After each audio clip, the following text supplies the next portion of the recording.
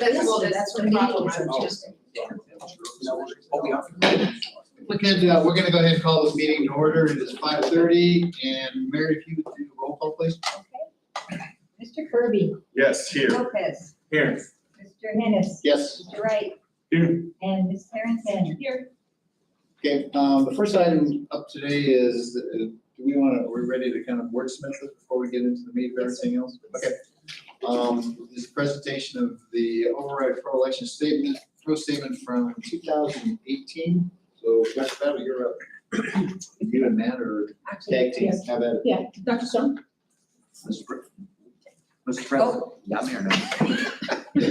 You're on. Who's up? Who's on second? Members of the board, with an override election, not with a bond, with an override election, the governing board can submit a pro statement to the county elections department to be printed with the election pamphlet.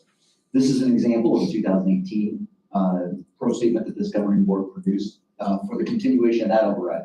As you recall, and as we mentioned to the public, we've been on override in Casa Grande since 2002 and have been constantly renewed.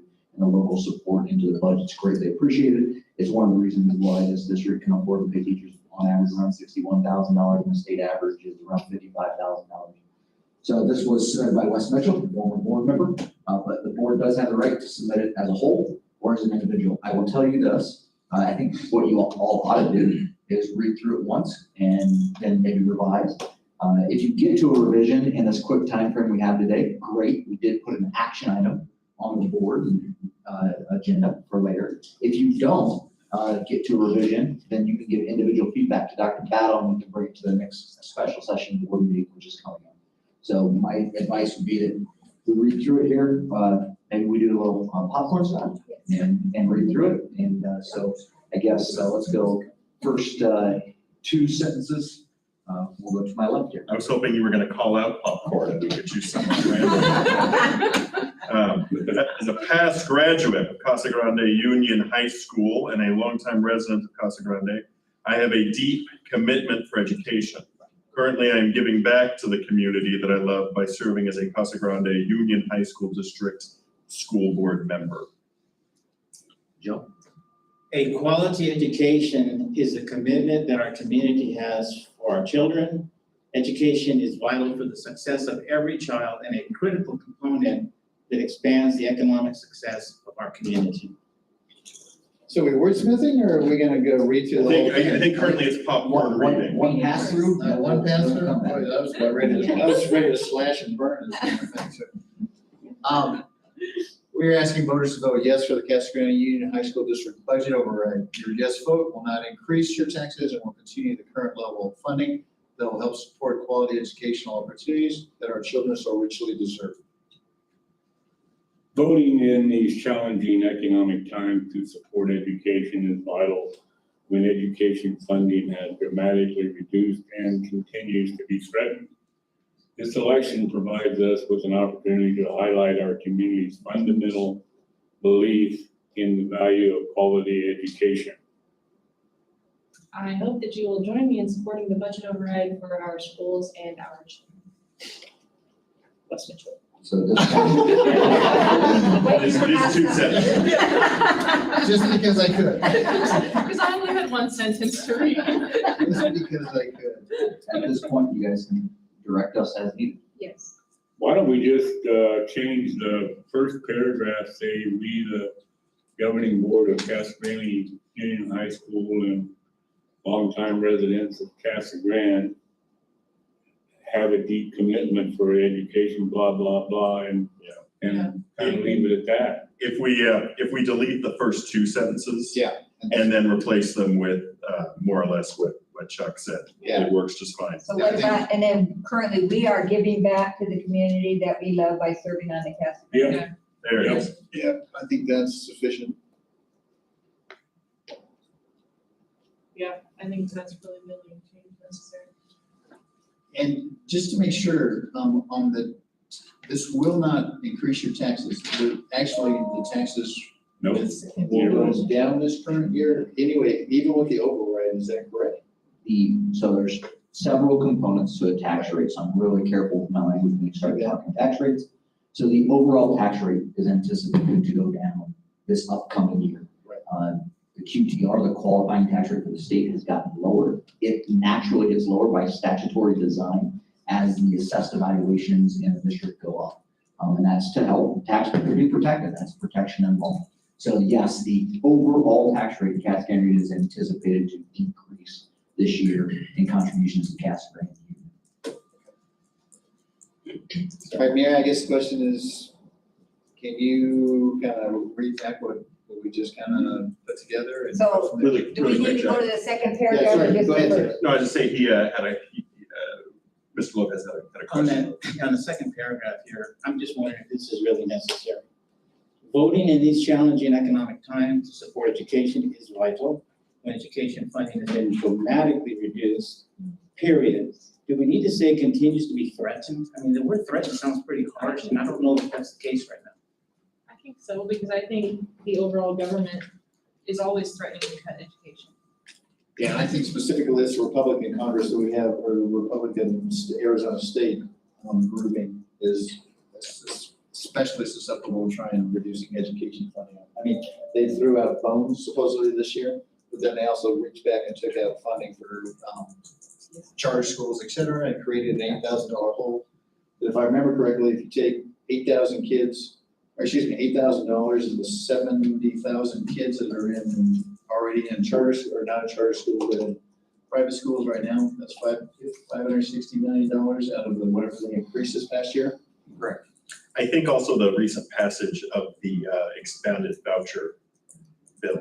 That's what I'm is talking about. something that we consider, which, as you alluded to, will hurt both charter and public schools. Yeah, that's exactly. So I think threat is still, personally, I think it is still, I think education is always under threat. I mean, just in general, it's always, especially in this state, maybe not in other states, but in Arizona, the overall overriding Republican base that's running things up at the state capitol right now And is a concern. to echo that comment real quickly, the aggregate expenditure limit will once again be on display in fiscal year 23. And they still haven't adjusted that, they haven't addressed that one yet. It has to be addressed every year. Unfortunately, but fortunately, we're getting funds that are coming to us, but they're not adjusting the aggregated spending limit to help support that. So it's still pending, and I would say this next election, that will probably be heading time. Okay, any other points? None? I mean, we should get this to Taylor, let him write the, I think Chuck's language was just fine, that actually. sounds good. For clarification, so that was the first paragraph, and you guys are good with the second paragraph now, Mr. Lopez? And then obviously just the very last sentence, change it to we, Very good. instead of I. Get rid of Wes Mitchell.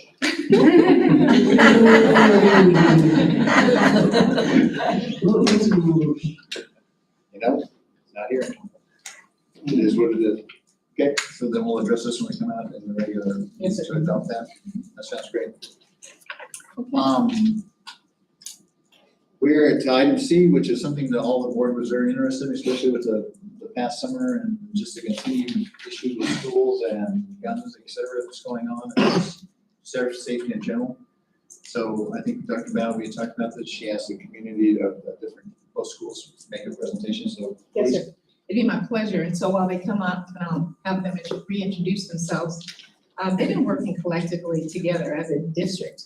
And I appreciate the effort and the research and dedication and the application of strategies coming into play. And so they're going to share with you what is.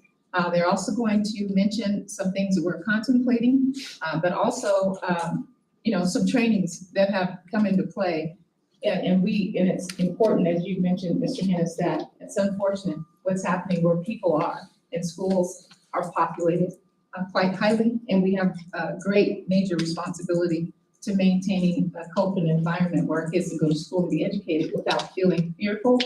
And so we have work to do, but I appreciate what our wonderful leaders are going to share with us, and please introduce yourself again and what site you come from, and we'll go from there. So good evening, my name is Doris Simmons, and I am the assistant principal at Casa Grande Union of Student Affairs. and Brian Mabb is the principal, and Rebecca Spallender is the assistant principal of academics, and Mr. Anderson is the assistant principal of student services. And my name is Miguel Marrero. I'm the assistant principal of student affairs. Our team at Vista Grande consists of our principal, Mr. Danzy, Vance Danzy. Our assistant principal of academics is Ms. Lorena Jimenez. And our assistant principal of student services is Mr. Jared Walden. And so we're really excited to kind of have this conversation with you guys, part in what we've been really talking about and what we are committing to over the school year. And a lot of it is just kind of guided or based on on best practices. And so we're going to just kind of talk a little bit about positive culture and relationships. We really think that's the foundation. Community partnerships, our safety teams, our crisis teams, the security guards that we have on our campuses, risk assessments, and our safety trainings. So there's so much research that really talks about the importance of positive culture, the climate, how it feels on campuses and relationships. I mean, we can kind of see what that looks like at our own homes too, right? So pretty excited about this part, just kind of talking about it amongst our campuses too, just really getting out on our campuses as administrators, the communication, making sure it's clear and consistent with our staff, faculty, and community, really just being present as administrators in conversations. That's one of the things that we talk about that's really important, as being visible during the really important times of the day, during the passing periods, campus events, and really get into the classrooms. We say it's important, so that's really where we want to be, is in those classrooms, doing walkthroughs, and making sure we are available during dismissal. And as administrators, this is the conversation of commitment that we're talking about, because it's really important as we develop relationships. Teachers having the conversation around the importance of standing at their door, building those relationships with students as they come in, and being really intentional about building those relationships. This year, we kind of changed it from, on our campus, from Cougar time to mastery time. And so both campuses are going to have a mastery time, and really making sure we're intentional with that time. And then being present during attendance and extracurricular activities and clubs, because we think it's really important to build those relationships during those times as well. Really excited about hiring a lot of new staff and really incorporating them into the process as well. So really looking at our counselors and our social workers and really embedding them into our culture as well, and really developing those relationships as well. The social emotional learning component that we have on each campus as well. Security, really using our security guards to help with that help being the face of relationships, because we depend on our security guards a lot. And one of the things that we want them to do, we want kids to feel safe, we want them to have that relationship, and we want them to be present as well. One of the things that we are committing to is having our security guards being present at the front gates and greeting people as they come in. So it doesn't feel like a threat when you come to the campus, but they are there for that safety component as well. We want our security guards, we want them to know the students. We want our security guards to interact with the students so that they feel comfortable and safe on the campus as well. We want them to go to the activities. We really want them to be a part of the community and not just walking around with red shirts. And one of the things that we were talking about that's going to be really important is actually making them part of the process. How can we integrate them into recognizing students so that they're just not seen as that the disciplinary part where they're only getting students, God bless you, when they're only getting students when there's been a disciplinary issue, but they are acknowledging and identifying those students who are doing great things on campuses as well. And we want to make sure we're looking at data and we're putting those security guards in those areas that are our target areas and that they need to be in. God bless you. Bless you. Allergy season. Or salute. I think the second time it's De Niro. And supervision. Right, so, one of the things that I think, we don't argue about, we know that supervision is important. And so as we are building these positive relationships, then, and we know that supervision, we know that it's important. It's that they go hand in hand, very important. So as we increase our intentional visibility, on campus, we know it's gonna make that effective change. And again, we're just really committing to, arrival, dismissal, just those key times when we can interact with our students. And again, those after-school activities we think are really, really important too. It's a really great relationship building opportunity for us as a entire community. Just one question on where it says specifically, security station at front gates and bus gates. Just as a question, we used to have to, there used to be a security guard. Are the gates closed after school starts in the morning, or the gates are still open?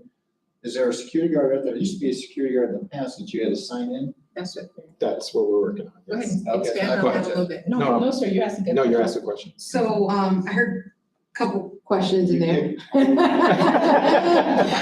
It's like popcorn. I just throw it out. Which one you like to go with? So I'll jump in and then You're good. Miguel add, and then you can let us know if that answered your question. So one of the things that we thought was really important is having someone at the front of the gate, right? Because knowing who's on and on your campus it's important. And then during arrival, we'll have someone stationed at the front of our campuses.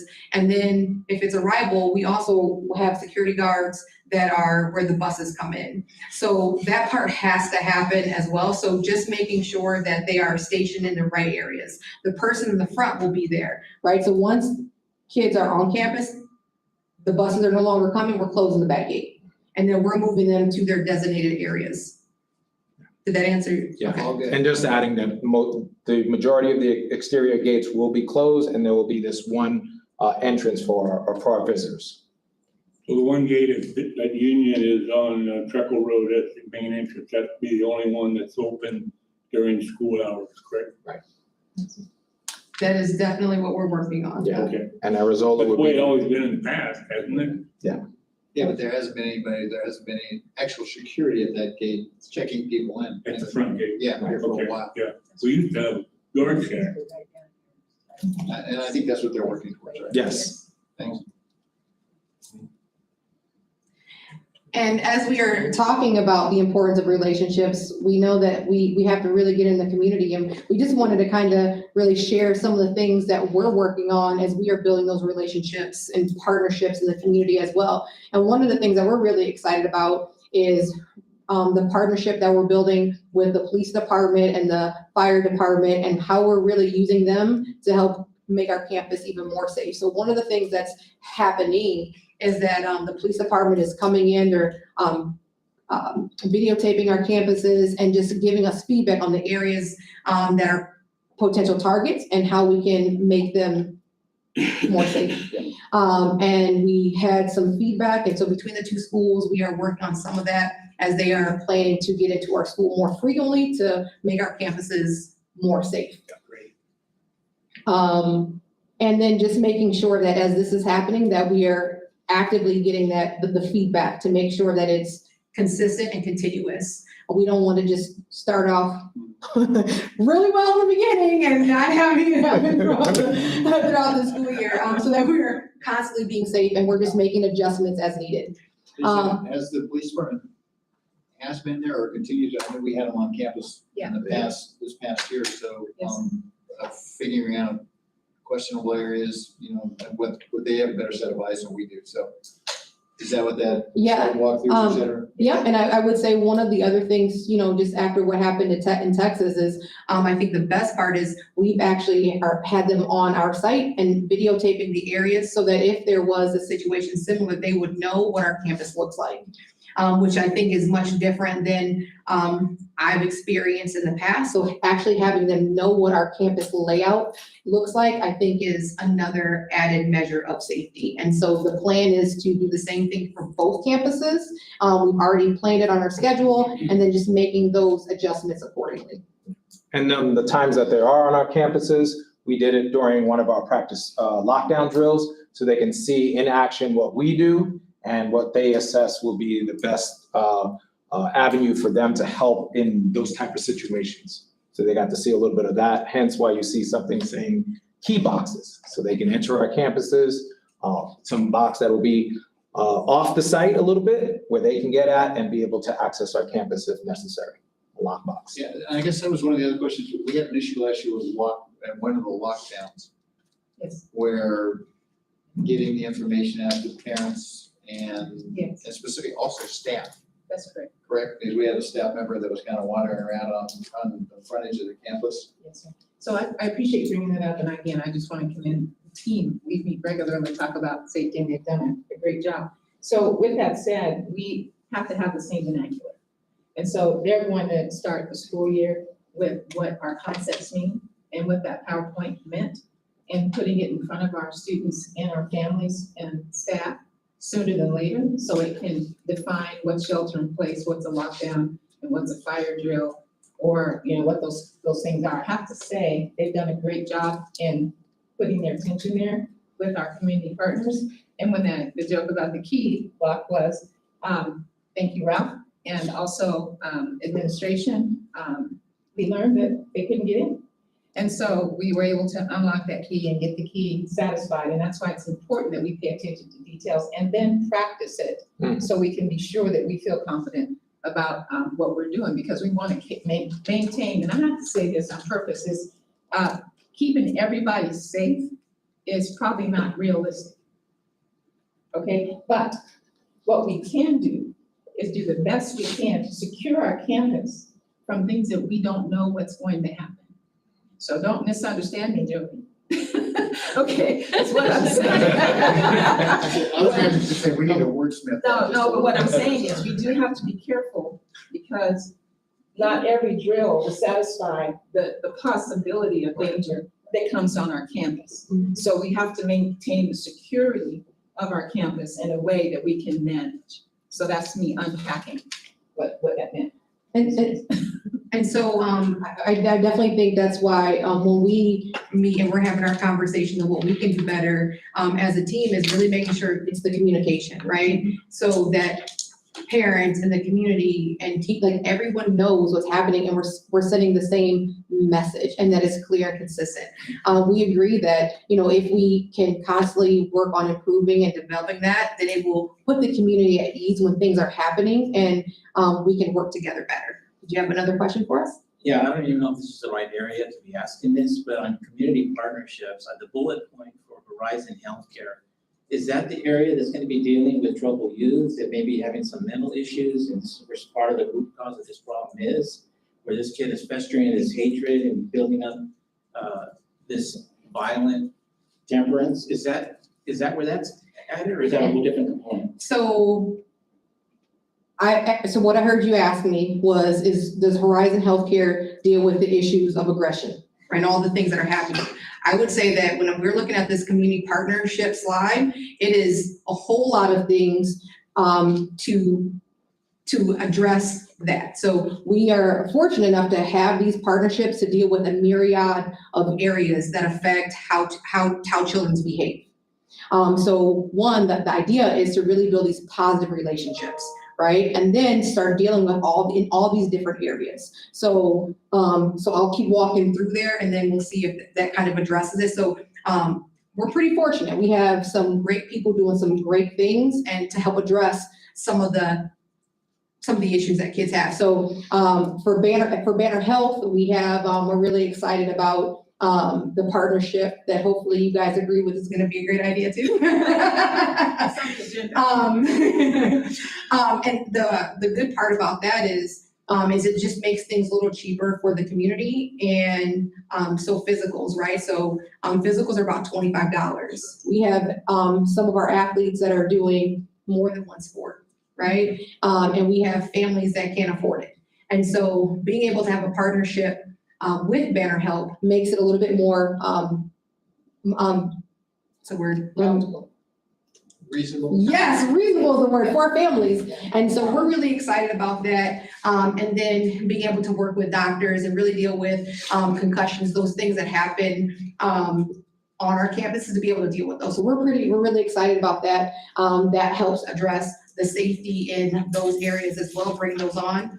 We also have the Youth Alliance, and we have the e-therapy that would help deal with some of the issues that kiddos are dealing with. And then Horizon Healthcare and the Youth Alliance. Did you want to speak a little bit more on what they do specifically and how they are dealing with some of the issues that they have? Just to piggyback and add a little bit, they work closely with our social workers on each of our campus, which each campus has a social worker, and their goal is to then be a resource for our campuses. So it's one of those things in case of, or if they want to come on our campus, we have those relationships where we can have guest speakers come and talk to our kids and just continue to build those partnerships so that we can be ready for our kids that are in need in those areas, emotionally and socially. So Didn't Dave, the campuses implement a program a year or so ago? And we're gonna It's get kind to of a that. wellness program where kids check in during the morning daily or No, so. that's coming up. Yes, if I might too, to those four, sometimes kids make poor choices and we're not sure about the root of it. Sometimes adults make. Yes, sir, we do. And so in light of that, to provide the support, sometimes when there's discipline, there can be an agreement that says that we could do X, Y, Z less of your discipline if you agree to counseling. And so when we have these types of partnerships, they help in that area, Horizon Healthcare. And then of course, e-therapy is, we have opportunity to call our doctors now versus having our kiddos or families have to take them in. And we have a grant, I believe, that supports e-therapy. And so those partnerships, why is this having anything to do with safety? Because when your mind's right, your heart's right, your body's right, then you act right, we hope, right? And so it's a full picture, a full scope of a person. And then I have to say, and it probably is here, did you want to speak to Narcan later? We can talk about it in a second. And so these are some of the, these are our teams. And so so at Union, it's gonna be Brian, myself, we have a new nurse, pretty excited to have him on board. We're gonna identify a security guard. And then we're also gonna have JROTC as a part of our safety plan too, just to really add a more diverse perspective on our safety teams. It's the same thing at Vista as well. So it's gonna be Mr. Danzy and Miguel and their nurse, as well as their security guard, and JROTC are gonna help with us as we implement our plans throughout the school year. And for your viewing pleasure, we've attached all of our, a whole bunch of documents for you in your free time. If you wanted to go ahead and read that. that's really easy. And then do you wanna kind of talk about our crisis Sure. teams? We also, on our team, on our campuses, have a crisis team, which consists of our principal, our student services for Union, Mr. Anderson, Mr. Walder for Vista. We have our council chairs, social work, psychologists and social workers, as well as our ESS coordinator, Molly Ryan, who serves on both of our campuses.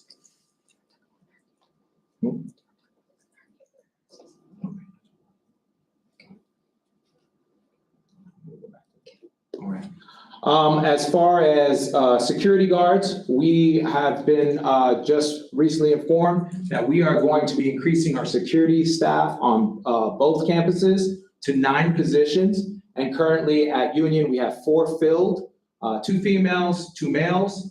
At Vista, we have 5 filled with 2 females and 3 males. And in order to service our campus the best, as far as having people in certain places throughout the day, both day and evening hours, 9 will suffice on both campuses. When it comes to their attires, we felt that there needs to be some uniform on both campuses. So if anybody was to visit, they know what they're looking for. There's no discrepancies on either of those campuses. So we decided, along with Mr. Belloc, who assisted us in getting us red reflective vests. So something you would see like in construction, but a red one. So if our partners like police or fire come on our campus, they will be able to identify those individuals in case of an emergency. Okay? And we are actively hiring to qualified applicants to fulfill those last few positions. So if you know anybody, please have them come and sign up.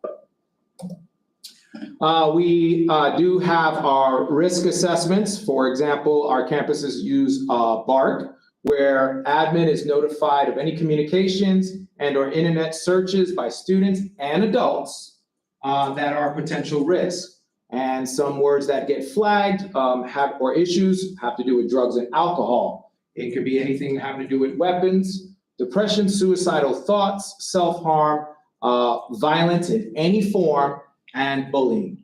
And then we will address those as on a case-by-case situation. Some additional assessment, once again, going back to BARC, all admin on both campuses receive those notifications. So it's not just waiting for one person. We have many people looking at that to make sure that we are addressing those situations immediately. Additional assessments that we have on our campuses, we have our anonymous tip lines. We have gang recognition training that we've done. We are now hopefully going to be implementing a new policy for our sporting events, where similar to if you've been to a Cardinals game, the clear bag policy, so that we can make sure that as people come on our campus to enjoy events and activities, that we're in a safe environment. And we have our social media being monitored by both Ms. Courtson and Ms. Treehouse, our social media specialists. We're constantly doing that. Additional safety training, social and emotional learning development through our social worker. We are consistently in a timely communication with our faculty. As Mr. President, you were addressing how often we're communicating with our families and our parents. We want to do that not only just in a timely, but something that is consistent, so they are aware of anything that we are doing on our campus as far as practices, trainings, to better keep our campuses safe. We do document our fire drills monthly with feedback from not only just our staff, but our admin teams and the security team, because our goal is to be better and get better, be better and get better.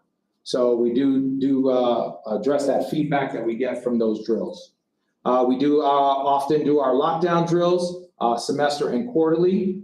We want to ramp that up, especially what happened in Texas. We want to be prepared for all the type of lockdowns that we might experience, whether it be a full lockdown to a modified and or shelter in place. All admin have been trained in, I'm sorry. Sorry, no, I'm cutting you off. No. I just wonder if you can clarify a little bit with the lockdown drills. They're practiced, you have semester or quarterly, and then there's different types. How are the different types of drills being allocated throughout the year? Okay, excellent question. Does that make sense? Yes, it makes perfect sense.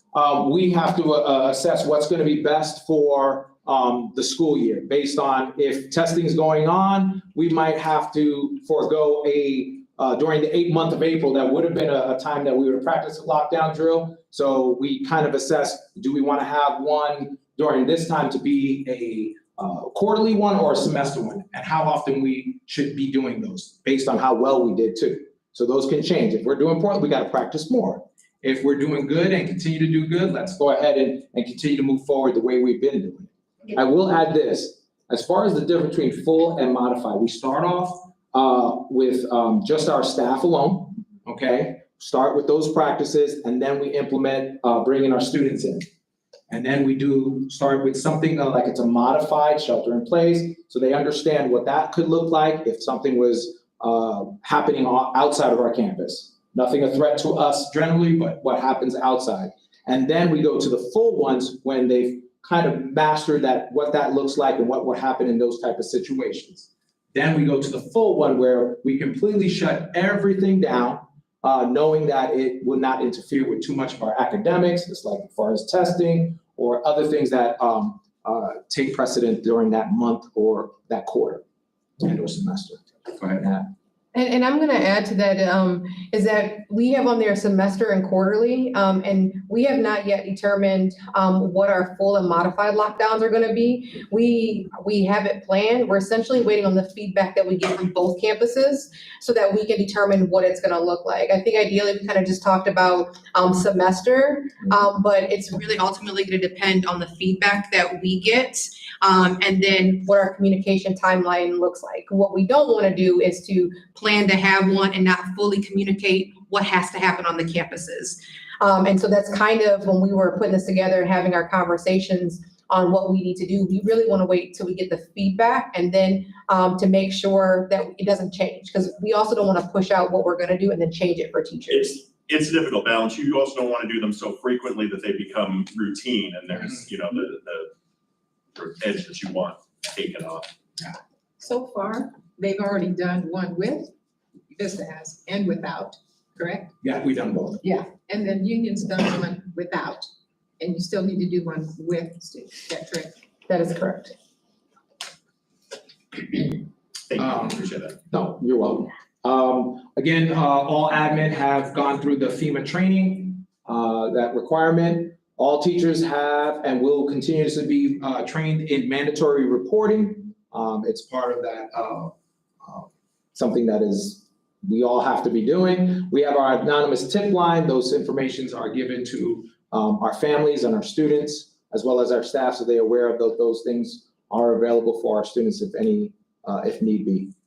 Future trainings that we're hoping to have in this upcoming school year and going forward, CPI training, as well as Handle with Care. Details on those? It'd be my pleasure, just really Go quick. ahead. How do our security and our paraprofessionals and staff engage when there's an altercation? And so CPI is appropriate, of course, depending on the ESS population, and Sean and I and Molly are working on distributing that, as well as Rebecca. So that's important. So we expanded not only to our ESS staff, but also with our security staff. And then some additional training and site supervisions that have happened. Staffs have been trained on each of our campuses. 2-hour training required. Those are the individuals that have received those trainings, plus 1 to 2 security staff for Union. And then on our campus at Vista, we've had already quite a few people that have been trained and will continuously be trained. Now, when it comes to site supervision, we want to make sure that there's 2 site supervisions. One that admin will have with the help of, again, Mr. Bellock's team to train all our admin to make sure that our campuses, if anything, event was happen, water main break, fire alarms going off, that they are able to handle those major issues. We also want to have a modified training for coaches during after school hours to handle any of those minor things if necessary, so that we have more eyes on our campus. Okay, so site supervising training is important and required. And that's pretty much it. Any further questions you have for us? I guess just one other question. So during a transitional time during the day, passing periods, lunch, et cetera, just kind of describe to me, teachers also have an input and requirement in this also, where they'll be out as far as monitoring and passing, et cetera, and then you'll have security in different areas and admin folks in different areas. Is that kind of the expectation? Yes, sir. We all hands on deck. We are always, everyone's visible, as Dr. Battle addressed it as, we have heads on swivels. Everybody is constantly watching and observing during passing periods, before and after school, because we have to have all our eyes on our babies. We're responsible for 8 hours of the day and more, so we want to make sure that everybody plays a part in that safety. So. And they're assigned. Yep. So securities are assigned in specific areas during passing periods. All teachers are in doorways between passing periods, and admin is out and about. And we're even encouraging and working on getting more staff, front office staff, such as our counselors, to be involved in that as well, especially like during lunch hours. Yeah, back in a long time ago, they used to have some different community groups used to come on campus also. And I know that's probably a major issue anymore, but I remember back quite a few years ago, they used to have, some of the churches used to have some different people kind of just out and about. But I think the training and everything associated with the liability is probably an issue with stuff like that. I guess the key thing for us, and we can't express it upon you enough, is we need to get the information out to the parents. And specifically what's going on and what we're doing, the district is doing to protect as much as possible their children while they're in our hands. So I think there's been a question by a lot of different parents that what we're doing, I think any information, as much information, especially if you have new parents with kids coming into high school, is coming here, they want to know what is being done and how the campuses are protected. I think one of the things too, as we work on making sure that, as we commit to communicating out to parents as well, is even in the conversations like supervision, and is really just making sure we're interacting with students. And that's one of the things that we're committing to, is being present during those times, right? During those passing periods. We were sitting down the other week kind of looking at our schedules and making sure that during those passing periods that there is some presence and we are interacting with students. Because what we want to do is to have those conversations as we're walking them to class and just being present. One of the things, just in conversations, talking to students and staff, is that we know we need to be visible. And as we model it as administrators, we know, and we can start expecting it. So that's one of the things that we really look forward to, is not just supervision, but having those relationships and those conversations with students, because it's hard to really know who you're serving if you're not out in the midst of them. So I think for us, supervision is great, but being out there and having those conversations is what we want our culture to look like as we talk about supervision. I think the other point was just making sure that, I apologize, but making sure that the information getting out to the parents gets done in a timely fashion, as opposed to getting blanketed by every kid, their brother, and their cell phone. And you have 200 cars with mom and pop lined up on Trucker Road, and the police can't get in to actually do something. I apologize, Joe. So is this information going to be disseminated at registration, orientation with kids and parents? Yes, sir, and made available on our website. Okay. So working with what they have established in our PowerPoint, and then opportunities anytime we assemble appropriately, but also directing our parents to the link so they can have access to it. Our freshman first day will be addressed. We have listed a couple of places that we would continue to make sure parents are informed in an ongoing manner. And to the listening point, what is it they're not hearing from us? Then we'll modify and adjust. And I now add just one other thing that I think as we are listening to in that communication is the diversity of it, right? So it's not just one mode of communication. Right. And I think if we're consistently diversifying how we communicate to reach the majority of our families, then the message gets out there. Because as a parent, I think it's nothing worse than it's only one form of communication that's hard to get. So part of our conversation, our commitment, is really diversifying what the communication looks like. That's great. Any other questions? Yeah, Joe. And Taylor? Yeah, thank you for that. I'm looking at all these new facets that are being added for safety, which is commendable. But what I wanted to know was, it looks like there's going to be so much more responsibility for the existing staff, such as yourselves and all the other people that are involved. Would it be safe to say that the most of the personnel that you're adding on are going to be security people, and most of the other ones that are in this layer are people that are already working here? They're just taking on more responsibility. Is it fair to say that? I wouldn't call it more responsibility. I would call it just our responsibility. It's not more. We have a job to do, and our job is going to get done. So. I think you're redirecting some of the things that, your program here is really good. I don't think we've seen something like this on campus in our district, but we've really laser focused on the safety and the protection requirements that the campus has been needing. And so now what you guys have done with this presentation or your program is that you centered on people's certain responsibilities, like they're not adding additional, but they're more focused on those particular things that they really need to be doing. Yes. And some of them probably will feel like there's more responsibility, but maybe they just haven't been taking note of the things they should have been doing in the first place. Yes. Taylor? Yeah, this question may be for you, it may be more for Dr. Battle, we'll see who. Likes, I guess. No, I'm just looking at the number of security guards that we still need.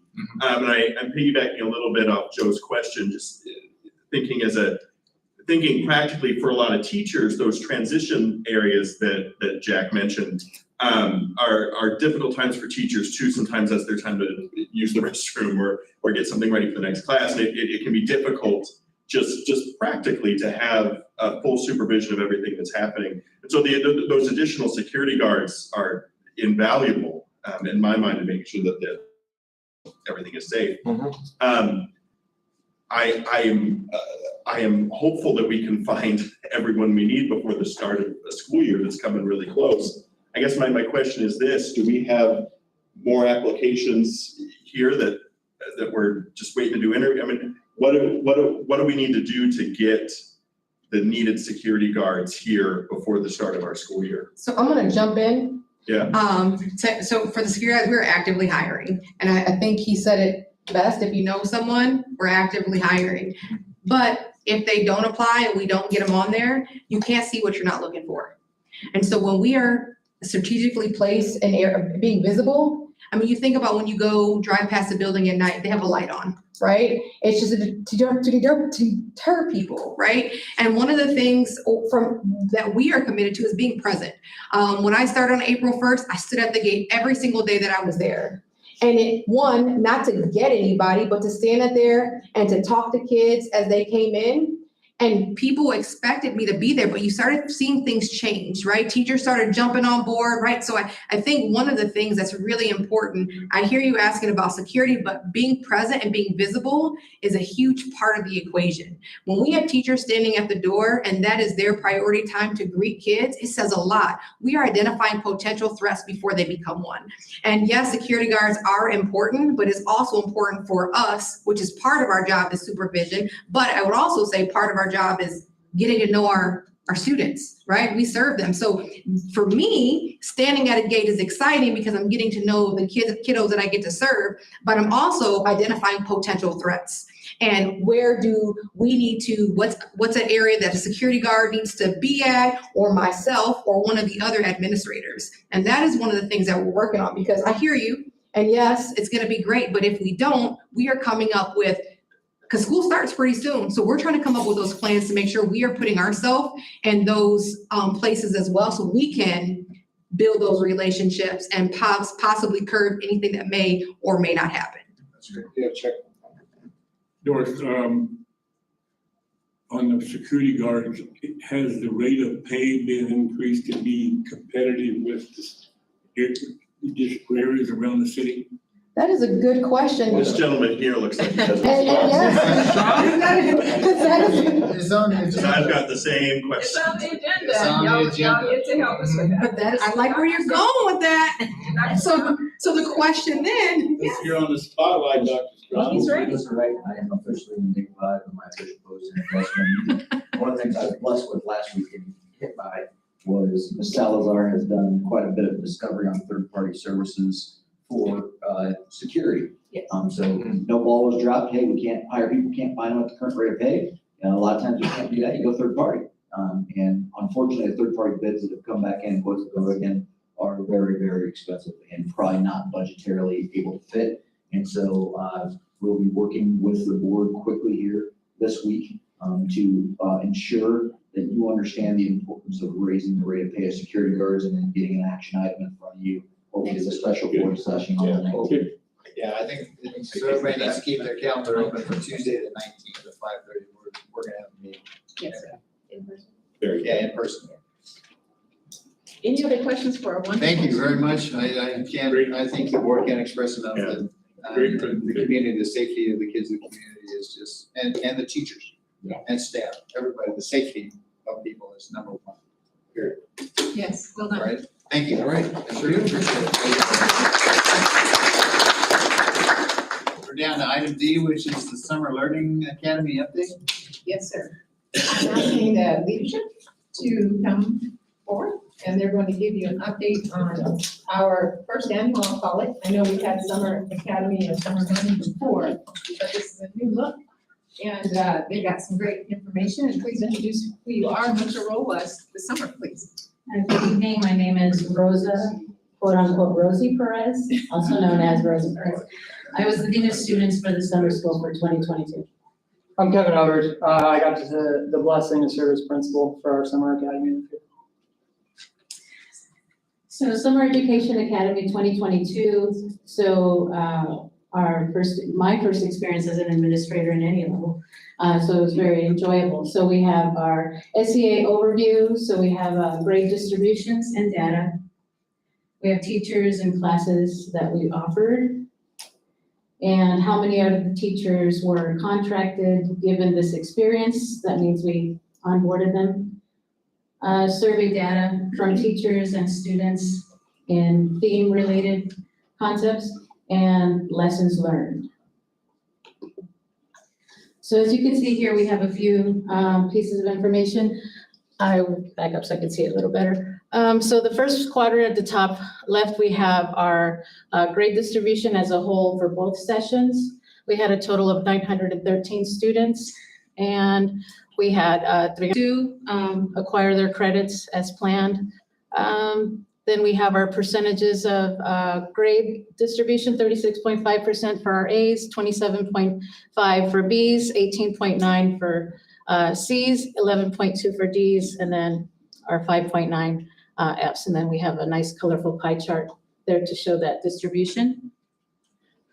On the middle part there, courses passed with credit earned. So we had, out of the 900 plus students, we had 859 that actually earned their credit, and 14 of those were incoming ninth graders. And then there's our pie chart showing. We had we started out with only a few teachers for math specifically, as it was something that became more of a need as we were working through preparing for the summer. So as you can see here, if you see the teachers in yellow, those were the onboarded, right, that we acquired that were not prior employees. So if I might, they decided to be Casa Grande teachers.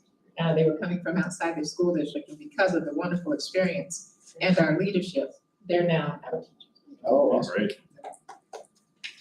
So we had 2 classes for 9th grade English and 1 of each of 10th, 11th, and 12th. And then we had quite a few Algebra 1. We had our quite a few Algebra 2, 1 business math section for both semesters, semester 1 and semester 2. And then we had 2 classes for geometry. And 1 name was left off here, Ms. Demarest. She took care of our first semester for PE and health. Couldn't talk her into doing the second session, but and then we had our science. We had biology and investigative science, physical science, and then our world language, Spanish 1 and Spanish 2.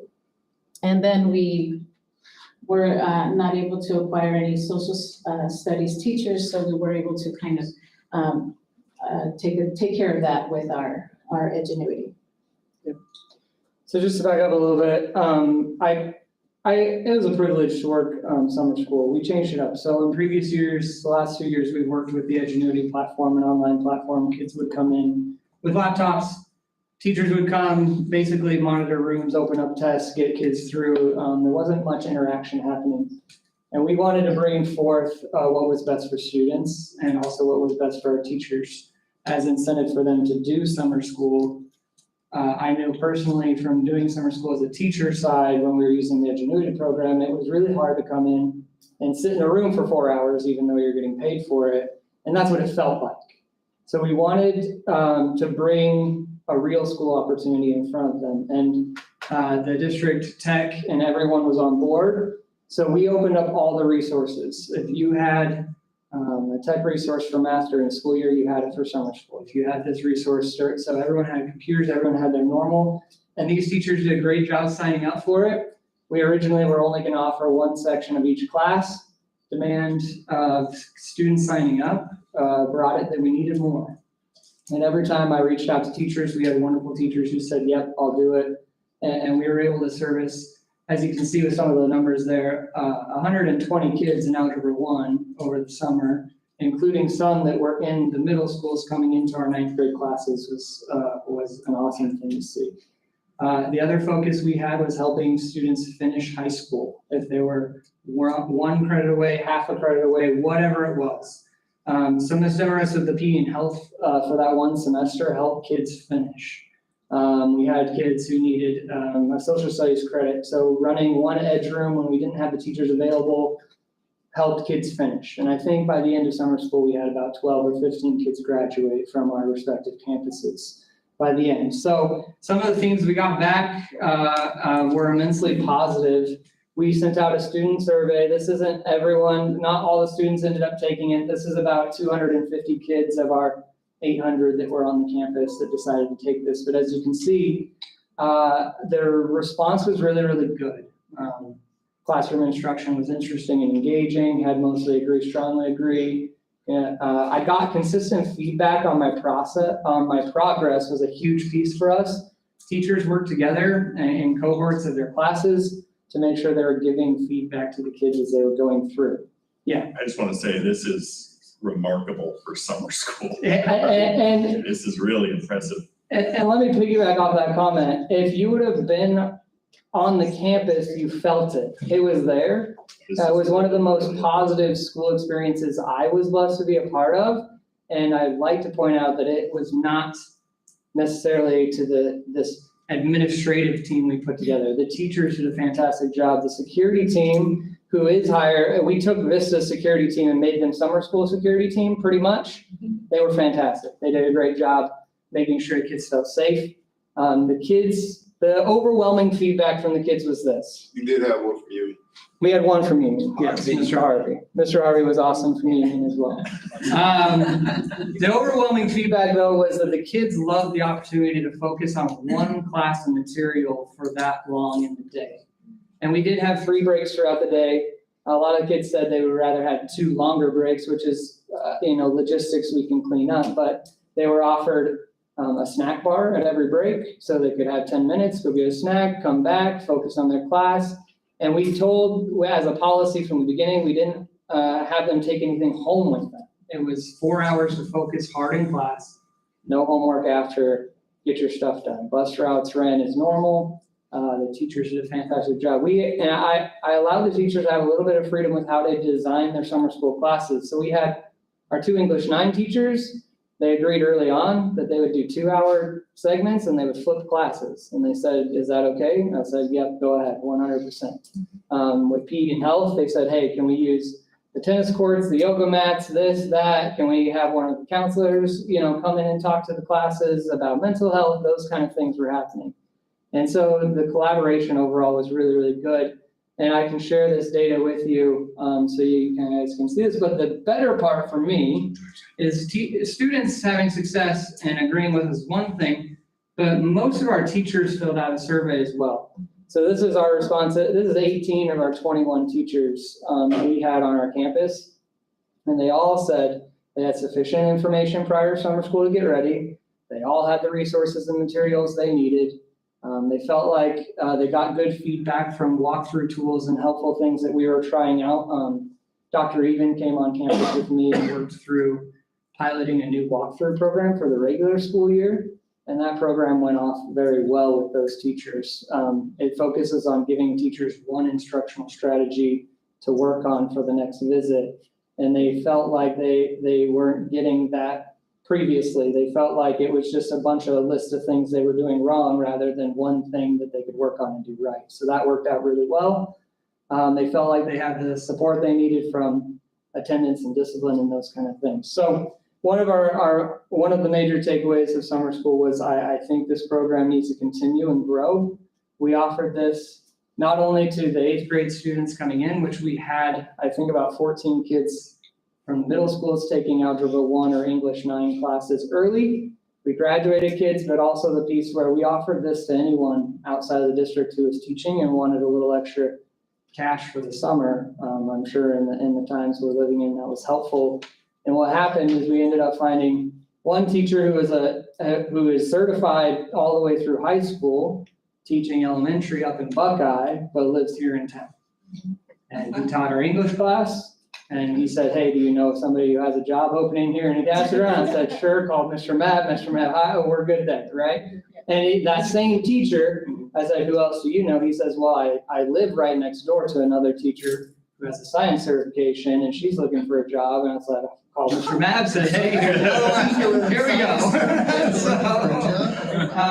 And so, You should have driven to your house. Mr. Matt probably got a call from me, twice or three times this summer being like, hey, I have a teacher here who wants a job. So that was really positive. Like I said, we had 4 from outside of our district.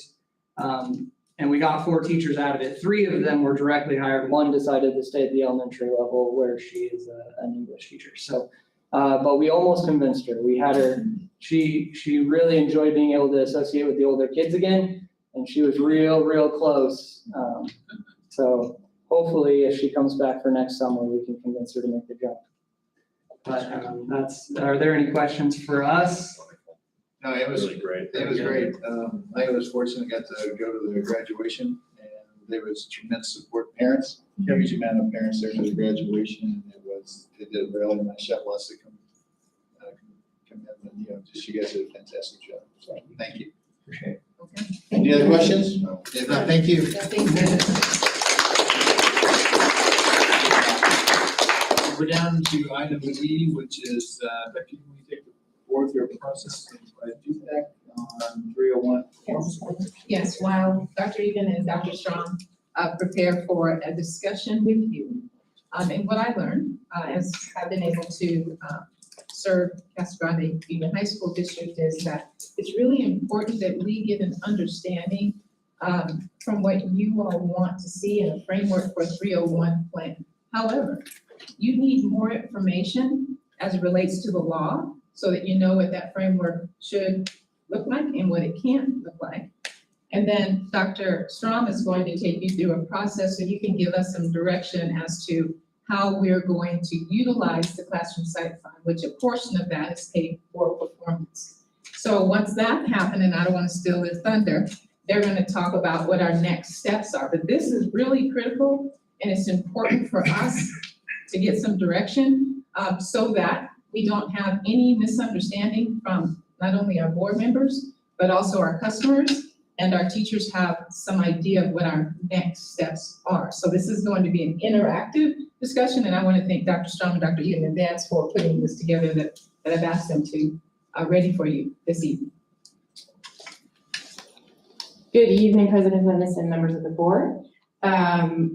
This evening, our goal is to share key legal guidance regarding the pay for performance plans, just to make sure we're all on the same page with what the law says, to share our timeline for engagement and our engagement plan for developing the pay for performance plan for the 22-23 school year, to share budgetary information related to the Classroom Site Fund, and then to gather feedback from all of you regarding your guidance in terms of next steps in the planning process. So the key law here that we're looking at is ARS 15977, which states that the governing board must adopt a performance-based compensation system at a public hearing to allocate funding for the Classroom Site Fund. One of the key components of this is that individual teacher performance shall be a component for allocation of teacher compensation. So it is our job to identify the 301 committee and then approved by the board to identify how we are defining that individual teacher performance as a criteria for the allocation of the fund. And subsection C of the law really outlines for us these 12 indicators that the board needs to vote on regarding our 301 plan, right, as far as the performance-based compensation system. So these 12 items in subsection C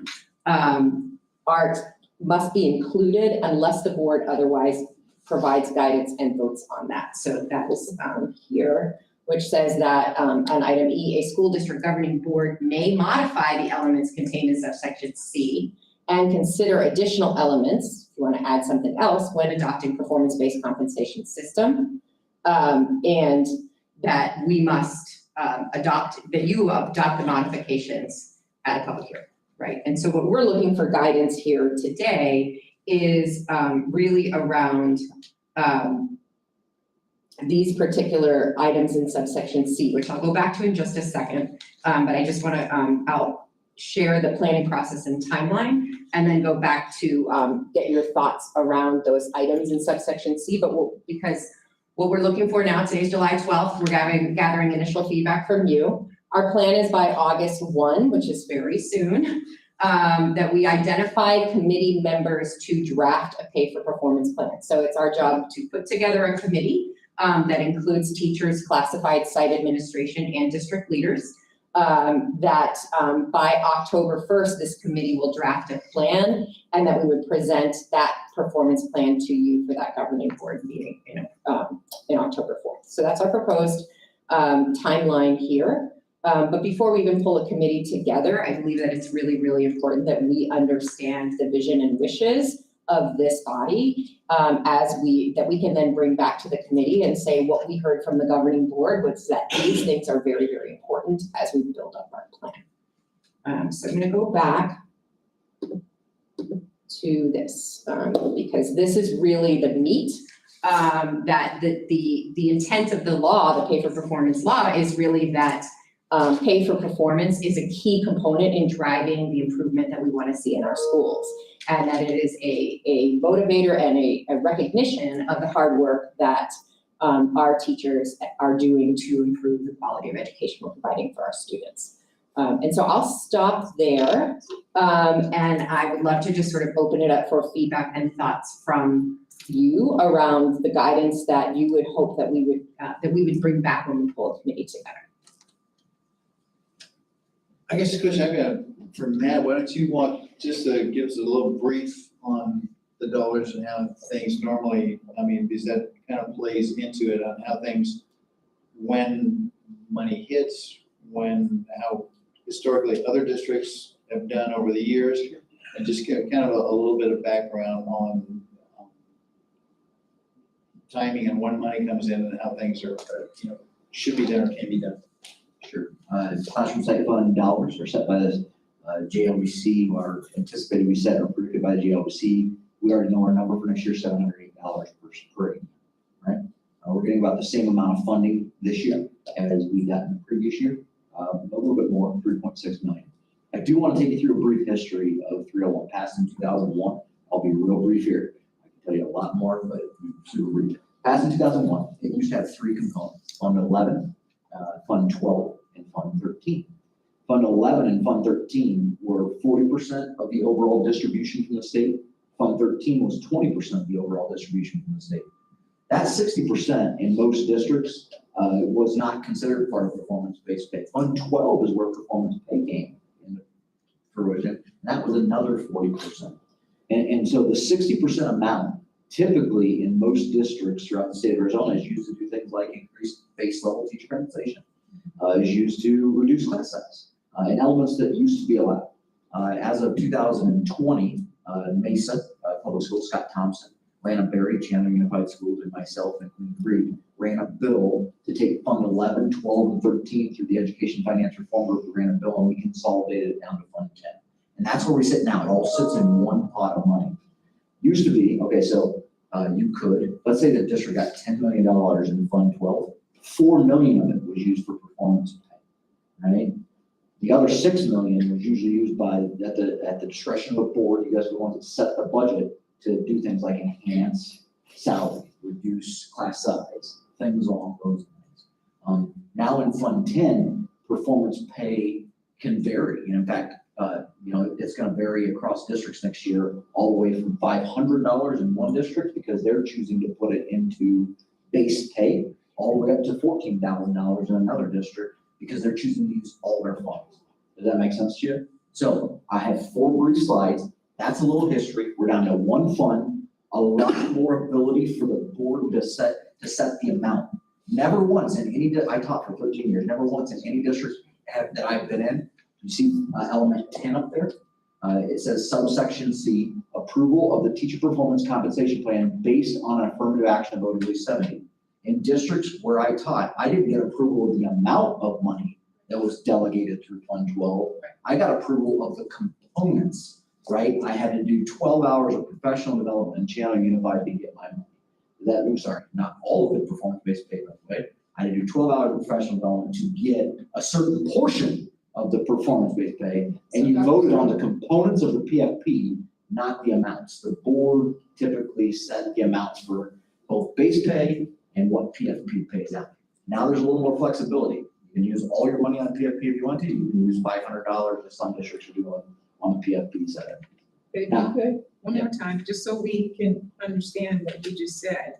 This is really important, that it's not a custom that districts' staff determine the amount. That their approval of the plan is the plan in order to receive the performance pay. Correct. It's the plan, the action steps the teachers have to take to get their performance pay, of which one component in most districts is typically the evaluation of the principal on the teacher. Other components typically is professional development, things on that, is the plan. Can you go to the slide that shows funds? The reason all that's relevant is when you go to this slide that shows fund balances, it makes a lot of sense now why some districts have very limited fund balances in Fund 10, 184,000. And some districts have very robust balances in Fund 10. Channel Unified has a $21 million balance. Now, to be fair, Channel Unified is way larger than Casa Grande, so I put that on a per ADM basis on the right-hand side. So you can see that Casa Grande has about $38 in their balance as of last year's AFR. As of last year, AFR season, by the way, is in September, so we won't run next year's until September of this year. So as of last year's AFR, you can see that. Now, why would districts, right, take these funds and say, hey, we want to have a fund balance?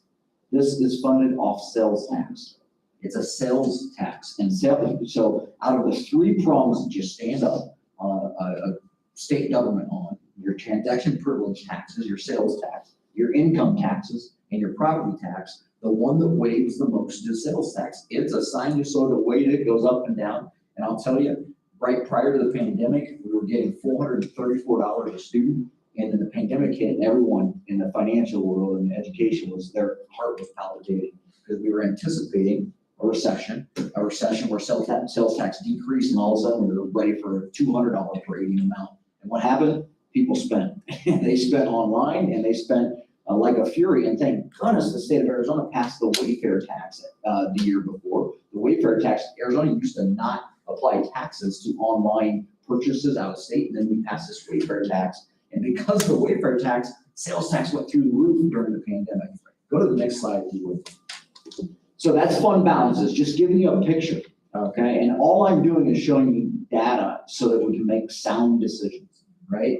Here's the picture of what the district total amount has been in prior years, 2.1 million in 20 and 21, 3.5 million this last year, and 3.7 million. Now I'll tell you, current practice has it that these funds get spent almost all the way down in this district year in, year out, and primarily on PFP, the PFP side, and performance-based pay side of things. Keep going. Here is average teacher salary, and let me take these next two slides, and then I'm done, and tell you why I'm displaying these two slides. The average teacher salary in Casa Grande Union, according to, not Casa Grande, according to the Auditor General, who we submit our general ledgers to on an annual basis, is $62,000, right? In comparison to other districts, and I can select way more districts than this, it's all public data. I can go select different districts if you want me to. It's very competitive. The state average is around $55,000 to $56,000. But then you go to the next slide, if you would. And what you notice on the next slide is our starting salary is at $41,000. And Queen Creek Unified next year is at $49,000, and Channel Unified next year is at $50,000. And people don't understand, why is your starting salary so low? A starting teacher salary is for Casa Grande Union, the 40U performance base is added onto that at the end of the year is the $41,000. Correct. Correct. And people don't understand, why is Casa Grande Union so low? Oh, you guys don't pay your teachers. The average teacher salary is 61 to 62,000. Now, I'm not saying that's good enough. Like I said, I taught for 13 years. We can do better. That's not the point. The point is, in comparison to state average, we're above the state average for grade teachers, but we're advertising out 41,000. So how come Queen Creek, who has an average teacher salary of 53,000, can advertise out 49,000? And we, who have an average teacher salary of 61,000, can only advertise out 41,000. It has everything to do with the classroom site. They're pushing more of their money into Base base salary. That is correct. To attract teachers, That's correct. new teachers Yes, sir. Correct. into the district. Correct. And in the end, it doesn't become a take-home pay argument, because in the end, whether you push it into PFP or whether you push it into base, it doesn't matter. A teacher's annual take-home pay is the same amount of money. It's just, where are you gonna put your money at in the, so we're not, I wanna be real careful here. Teachers sometimes get concerned when we have this conversation. We're not talking about money and annual take-home pay. We're talking about, where can the district prioritize to successfully attract and recruit the highest qualified staff to get the best possible can down here in Casa Grande Union. Districts are making a conscious choice to put it away from PFP and into base salary so they can continue to attract. Now, listen, Queen Creek just made this transition 3 years ago, right? And I will tell you, the thing that we had to struggle with there is, some people don't budget well, and they like the end of the year check that's large because they don't budget well. And when you put it in the base, guess what? You get it on a bi-weekly basis. I was a teacher who always liked getting 24 pays to 20, as opposed to 26 pays, because I want you to give me my money, because I'll figure out what to do with my money and budget it myself, and I'll draw interest on that. But but you get what I'm saying. The conversation is, if you push it into, if you push it into base salary. The district really doesn't get much of a chance to draw interest on that, because it hits in the past. Yeah, I'm talking about from a. No, I'm just saying, but no, your personal money, but the district doesn't make any interest on anything, because essentially hits and goes out the door, is how it has been in the past, right? We do make interest in classroom site fund. It is at the county rate, which is very, Yeah, very, it's next to so zero. to us as a district, it's negligible. Yeah. I'm talking from a personal point of view. Some people like their lump sum checks. Right. You can invest. So the district really is, as far as trying to attract, the only thing you have to, the district does is, if, as a teacher will come in or look and go, your base salary is poor. Not poor, I mean, it needs help. The only thing that you're selling them is, but you get this on the tail end. Correct. And that's what brings them up to a different level. Correct. And the hard part in that conversation is, as a teacher that used to look for jobs pretty much every 2-3 years, because I was trying to maximize my salary, you wouldn't have gotten a chance to talk to me. Right. Because I would have saw your salary schedule, and I wouldn't have understood the backside underpinnings. I do now. I've been at this at the district level for 12 years, but I wouldn't have understood the backside underpinnings. So I just looked at your salary schedule and I would move on. I tell you what, that's really disappointing, because I've been on this board a long time ago, and I remember when we made the effort to bump the base salary up and took money, to bump that base salary up, and that number still looks really familiar. And that's hugely disappointing. And so to that point, Mr. Hernandez, I think it's important, as you all, I see you contemplating, what is it we want to do? And what are your goals to obtain that? And so your strategy now is you're gonna help us help our community. And therefore, we will dance together is our new motto. And so with that said, we're listening, we're sponges. We've done what we can to provide information. We're here and ready to answer more questions. But it's important because it's important to our staff, and it's important to our school, and it's important to our students. So where are we putting our resources to retain, compete for a highly qualified staff at a time, especially when teachers are not falling off trees? And so it's very competitive out there, not only in the teacher workforce, but as you've seen on the agenda, but also upcoming agenda, we've got to be competitive all the way around. And we want to take care of our teachers at large. I guess a thought I have would be, what's the best strategy, one, to keep the teachers we have?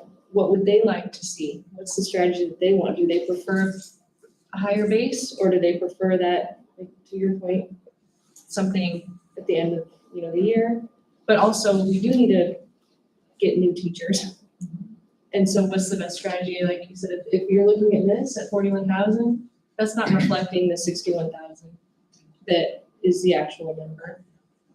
So I think that definitely needs to be addressed, at least in small increments, making not a ton right away, but a plan to work towards it without harming the current teachers at the same time.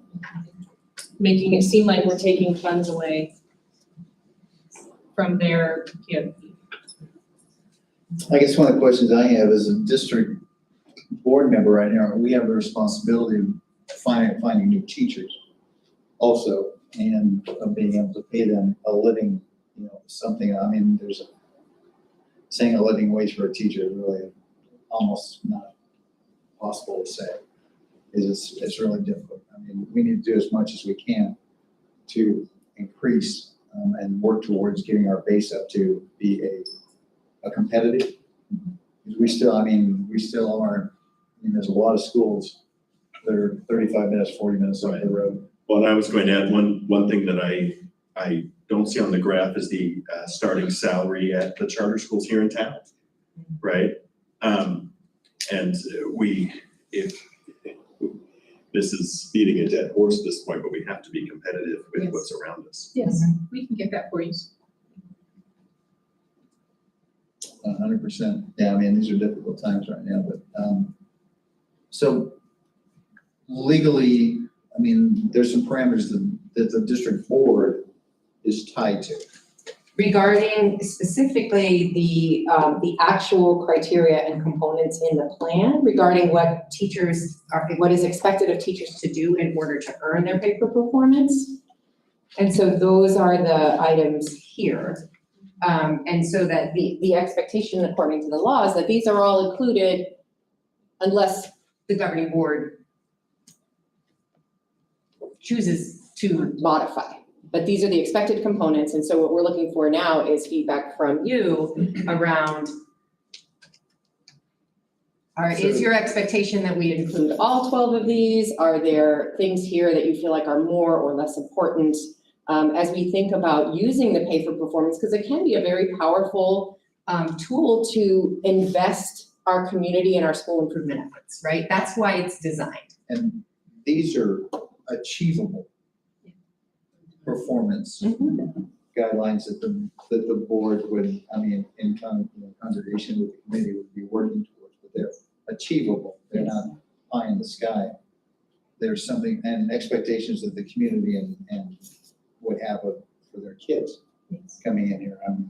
And they would then be, so with your guidance, we would then pull a committee together of representatives from all groups so that we can talk about, like, for example, should you say, school district performance and school performance is absolutely essential in the plan, right? Let's say you say that. Then we go back and we say, as a committee, okay, so what does that look like, right? What's achievable? What's the metric we're looking at? And, how are we measuring it and what's our goal? And then that gets built in there. And so do most schools, just as a question, or other schools, they select two or three of these kind of and use them, or, are they using all aspects?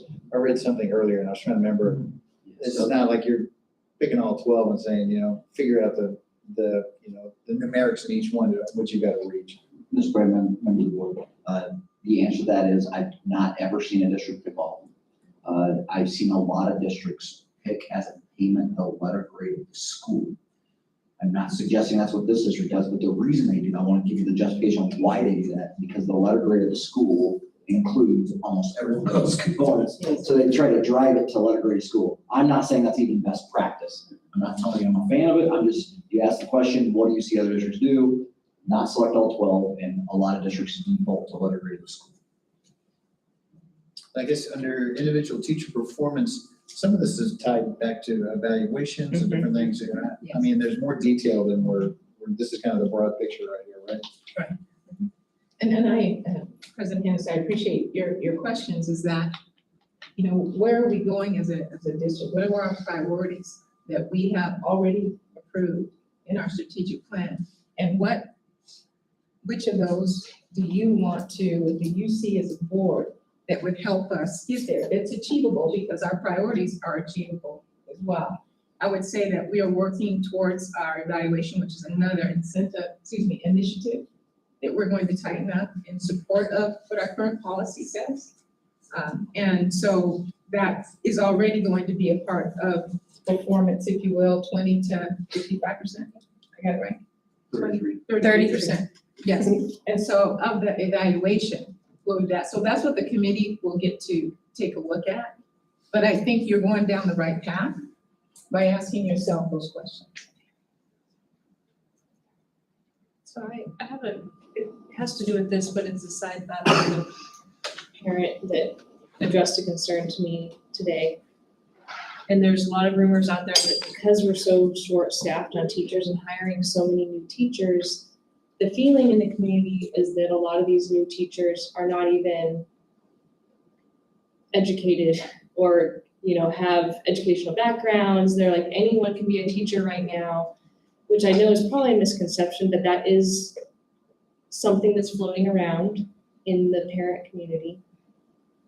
So I don't know if a component of this would be continuing education with our teachers, something that ensures that they are constantly bettering themselves. Professional development standard, I think would be very important in this aspect. And that is actually a key component of I don't have it here, but it is another piece of the performance plan that it is our job to include professional development as a key piece of it. So, yes, absolutely.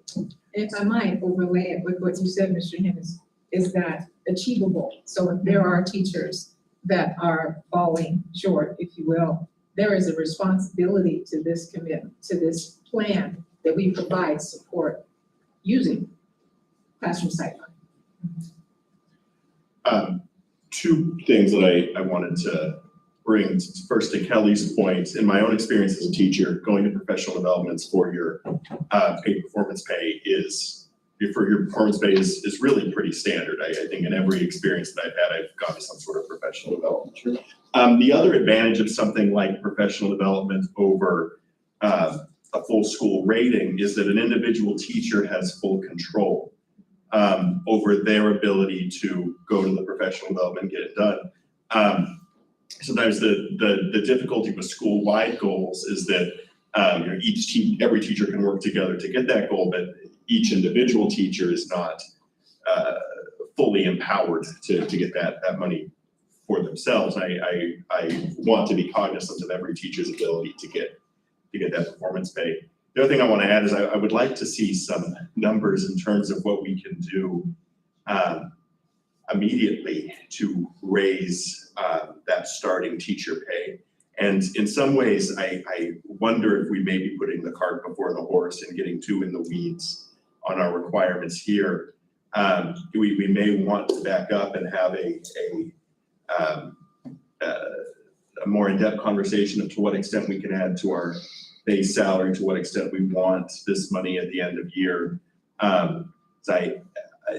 Looking at this holistically, we have to get that starting salary up. Yeah, I'm honored. That has to be a priority, and I would like to see some numbers in terms of what we can do as quickly as possible to make that happen. Maybe even before we get too far in the weeds of what that end of year performance pay is going to look like. Yes. Yeah, Please. I think I would make the argument for perhaps parallel processes in that it determining what a teacher needs to do to earn to be qualified for the pay for performance. We're actually a little bit behind the 8 ball already in terms of being able to have that clear criteria to our teachers so that they have time to actually complete it. So we're already on an October 4th. If it's not even approved by October 4th, we're already kind of behind on that. So, I guess I would argue, would love your feedback on the criteria so that we can start putting a committee together and we can start moving on that process while we are simultaneously working on the actual amount of money and how we're using that money, whether it's going into the basic pay. Just to speak, Yeah, no, right? Yeah, And- that's a given. And the second is that it has the buy-in of that 70% of teachers.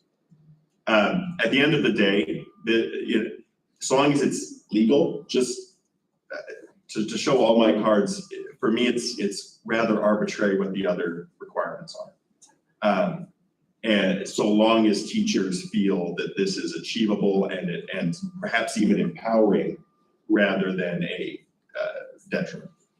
Right, because a lot of things on this list, I think, are good items for the district as a whole to be goals. But as far as teacher goals for the pay, I agree with Taylor that it's more an individualized thing.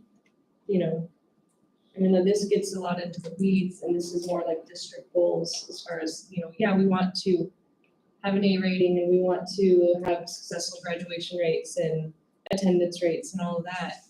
But a lot of that kind of stuff, the attendance is somewhat out of teachers' hands, and it's not really attainable because it has to do with students and their families and, you know. I think the only problem is we still have to have expectations. Right. So that's wonderful. I think that's great, et cetera, and dump it somewhere else. We still have to have expectations on stuff. We just can't turn it loose and say, you know, come back to us and whatever is good works for you. That's not how it happens. It's up to us. Initially, it's legally, it's our responsibility on how this happens. So we have to have some expectations and a little bit of direction on this thing as far as what we, you know, need to see, that there's a little bit more meat on the bones as opposed to, we want the money to get in the correct place, 100% to teachers in a positive way, with expectations that they're doing best with what the money is created for, is to create positive growth for our students. So, I mean, there's a balance there. Right. So I can't even, you know, there's so many things to choose from up there and they all play into it. And so I don't know how you pick 3 or 4 and so, but I think the evaluations are part of it, you know, and I know that, and I know that all of those numbers can be attainable. You can always make it so that performance, whatever the number happens to be, that you can reach, or you should be with some kind of work towards it, you should be able to reach that if you're really making the effort. And I know it's kind of, so I mean, honestly, what do you, what No, would this you? is helpful. We're just listening really and taking it in and. I think I heard attendance rates, that's not anything you all are interested in. Yes. Okay. But teachers are. Yeah. You know what, and I take that right now, every time, when I read through every one of those reflections, the 160 reflections, that came out, I mean, attendance, was a key measure of concern by teachers, almost to a person, attendance was an issue. One of the other issues was, support and discipline on different things like that, when I read through those reflections. As one of the other things that they, you know, the teachers brought up is what they were doing. I kept on looking for in that reflections on what they were wanting to see for improvement. I saw a handful of them kind of came up with some ideas, but most of it was like attendance this, attendance that, and didn't get support here, and I didn't do this, and et cetera, and I still want my money. And I believe, I agree with you, as I read the reflections as well, those things were of concern. I think what I heard was, that you want to put that on as a performance indicator for the teacher. I think those are the two. Teacher control. Yeah. No, they can't. Okay, I think that's a performance control for the schools. there's some strategies. We talked a little bit at our retreat today about some things. So if you all are feeling that, giving us a little direction there, that would be something that the committee would be able to talk through. And then one more thing would be that we do have, to Dr. Strom's point, there are some things that we've got to do anyway. We want to own our performance as a district that's rated by our CCRIs, that's our college and career readiness. If we are accountable to our community for how we perform as a school. So that's a done deal. That will happen because that's how we have to operate schools.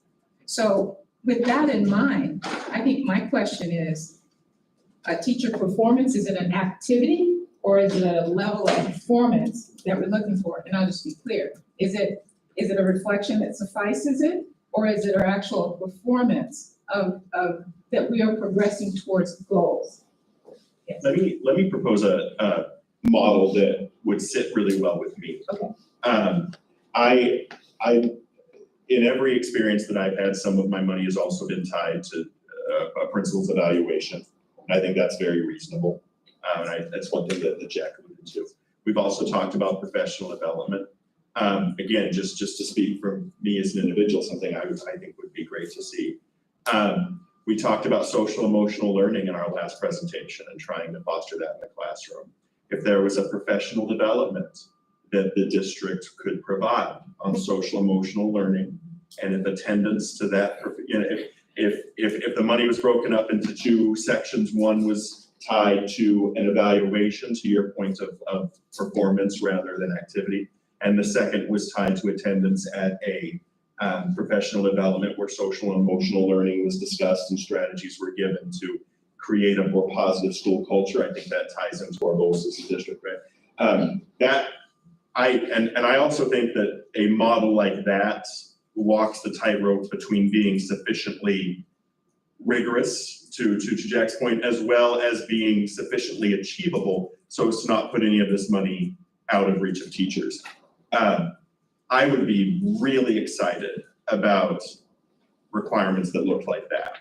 And I think that most of the teachers in the community could get behind something that looks like that as well.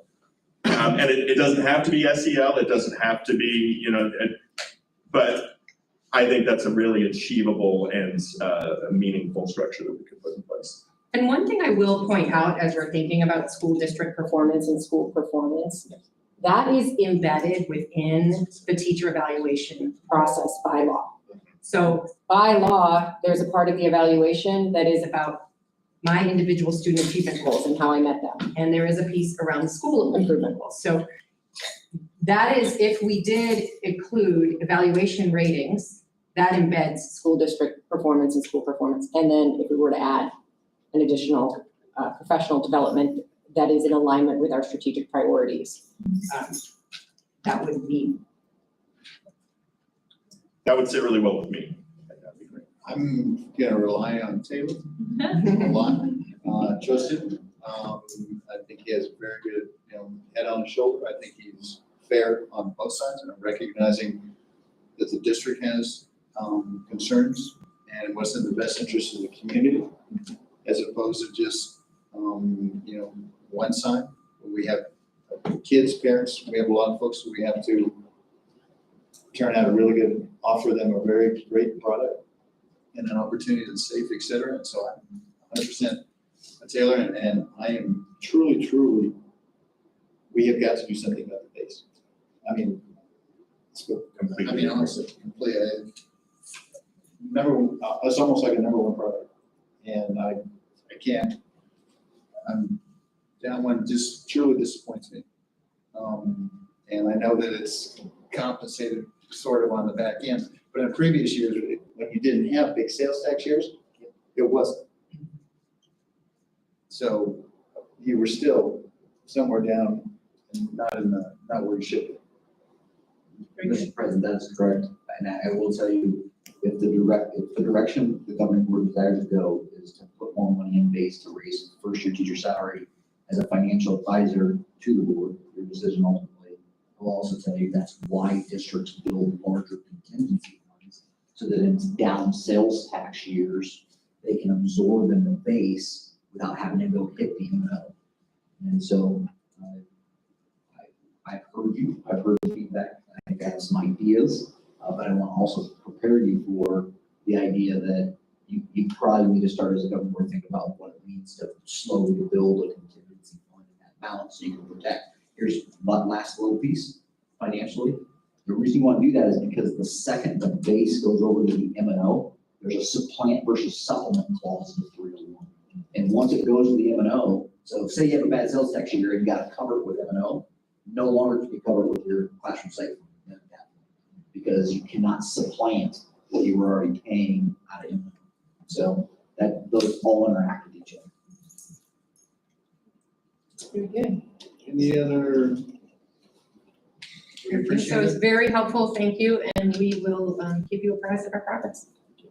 Anyway, we sure appreciate it. I know it's gonna be, we just wish you guys, the best.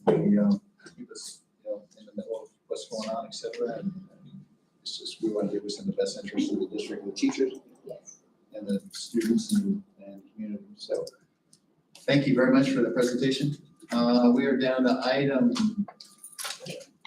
F, which is the evening board agenda review. Is there anything that needs to be pulled, questions, et cetera, any other, if questions? We're good? Okay, so if we can, it's 7:10. We'll go ahead and do just a quick adjourn for about 5 minutes. Give Dave a chance to set up for the next meeting. And we'll go from there.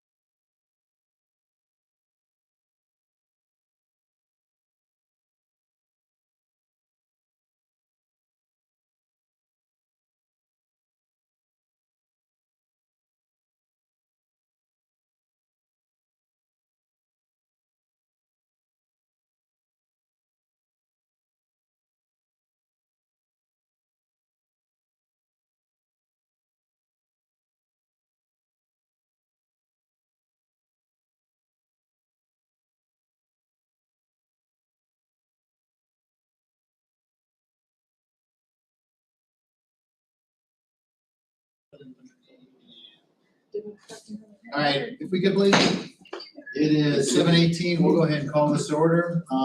First up is roll call, please, Mary. All right, Mr. Kirby, Here. Mr. Lopez. Here. Mr. Hennis. Here. Mr. Wright. Here. And Mrs. Harrington. First up is the Pledge of Allegiance. Good, please. I pledge allegiance To the flag of the United States of America and to the republic for which it stands, one nation, under God, indivisible, with liberty and justice for all. We could, just a quick moment of silence. There's a lot of crazy stuff going on.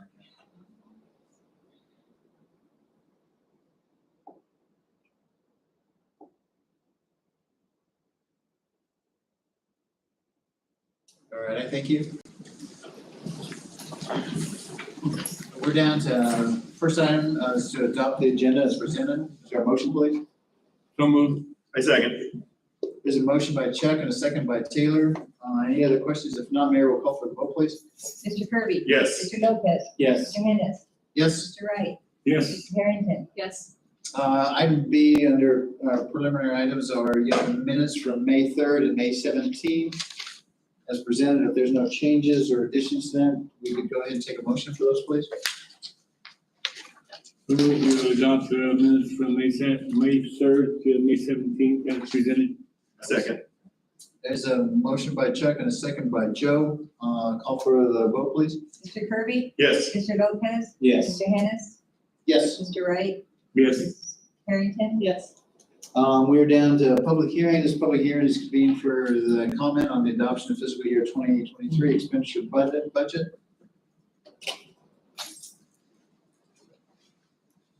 Any other comments? Anybody? Mr. President. Mr. President. Yeah, Matt, go ahead. Oh, sorry, are you on expenditure budget? No, that's for the, that's not for the budget. No, this is just, it's not attached to any item on the agenda. So for the expenditure budget, we have brought to you the proposed budget.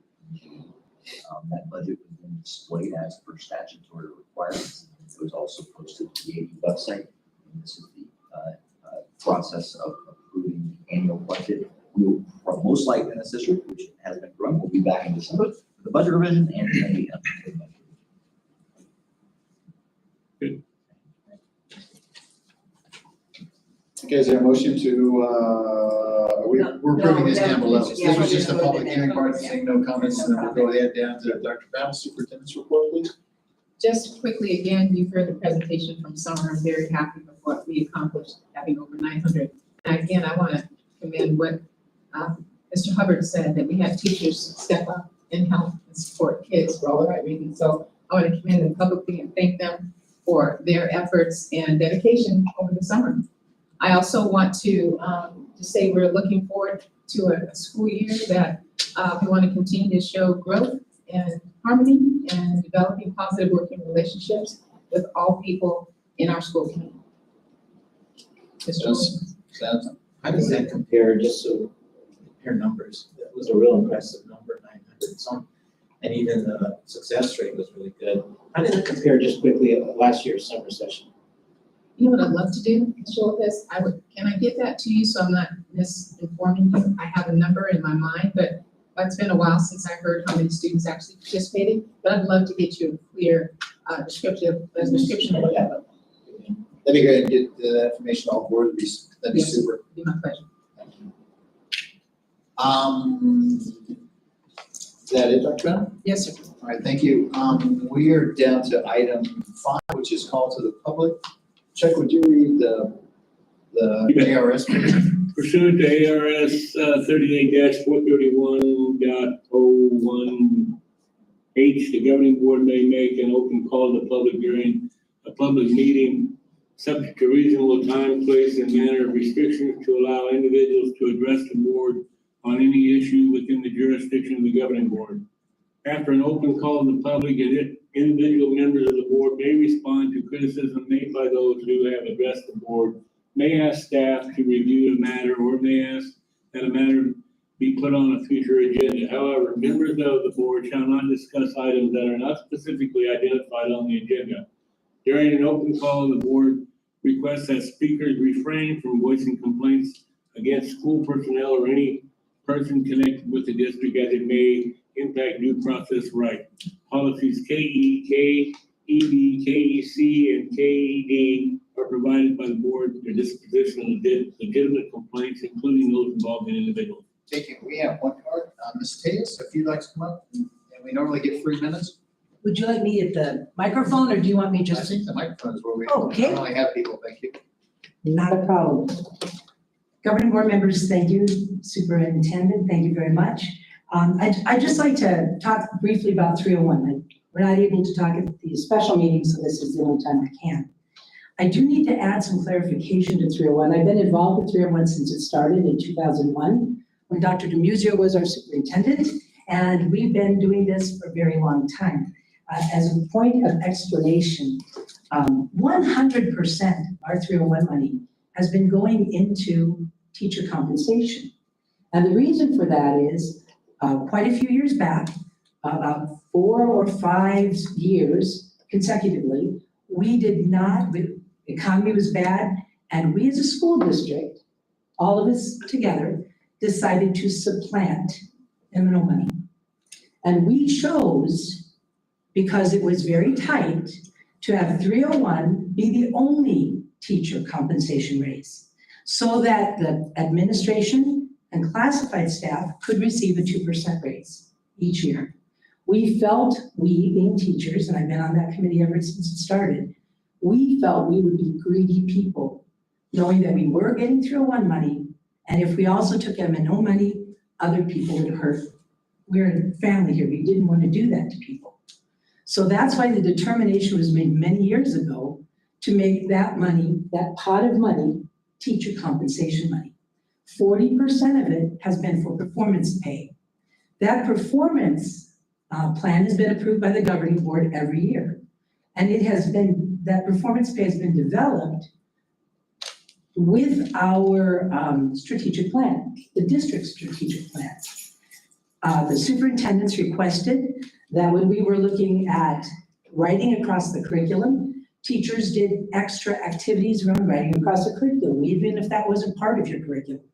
When it was communication skills or literacy skills, that was the plan we developed. And it was always hand in hand with our strategic plan. Individual teacher performance was tracked, what you did, what your outcome with your students was.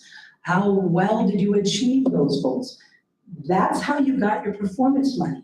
And the other 60% of the money was automatically distributed to all staff as part of compensation.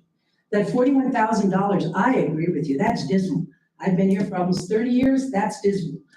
But that also does not include the $4,982 that is part of that base that we add on top of that. And now we've asked to have that borne out so you as a board could see what our base salary was, then add the other close to $5,000, then add the additional compensation. Superintendents and HR directors in the past have told us that that still is a huge pulling tool for teachers when they're recruiting. In addition to this, you also have this and this. So I just wanted to make that clarification because you may not know that history, but that's where it's always gone. And that's been with board approval and support of every superintendent. Thank you. Thank you. Appreciate your time. Good. We are down to item number 6, and we met back on with the board. The 2023 M&O budget is presented. It's ready to present. We've now had our public hearing. We've now had our public hearing. This is the action item for the expenditure budget. Once again, we'll be back in December and May.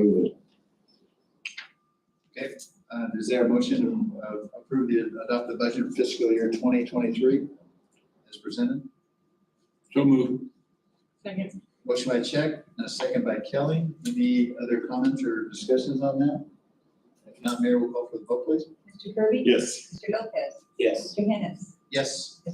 Mr. Wright? Yes. And Mrs. Harrington? Yes. We are down to item number B, which is our statement. And it is in there. And it is, oh man, on top of things. Look at you. We even signed it already? You even signed it So what are we looking at this at? Is there there was an approval, I see approval. I'd like to lead a discussion on the level of power we've given her. Based on that, is there a motion to approve the statement as I guess, as presented? There's one part at the bottom. The last line still says, I hope that you will join me in supporting. Okay, I'll change that. Join us. We hope that. I was thinking there wasn't any changes in that, and that's why I didn't, yeah. That's right. I will fix that right now. Joe had something about the signatures. Yeah, if you can just add under Ralph Henry Lopez, it says Joe Lopez. If you can do Ralph, comma, Joe. Got it. Is that really my finger? It is. I was thinking the same thing about mine. Yeah, for formal things, we usually work harder than.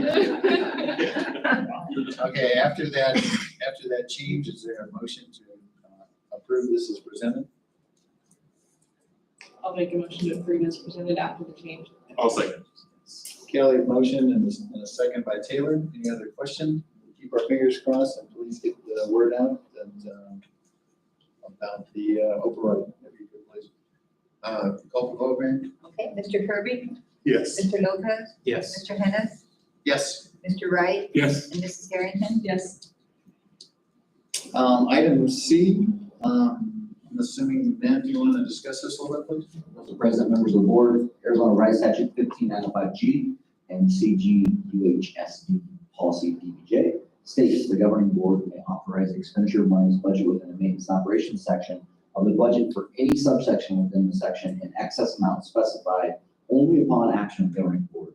This item is annually taken to governing boards throughout the state of Arizona for the purposes of their expenditure budget items that are budgeted around $2,000.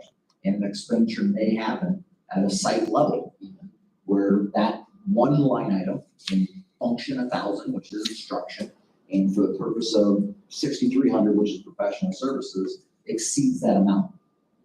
By state statute, unless you vote to authorize us exceeding those amounts, we have to wait, revise our budget, and then come back, which delays the procurement of those professional services, let's say for instruction and professional development.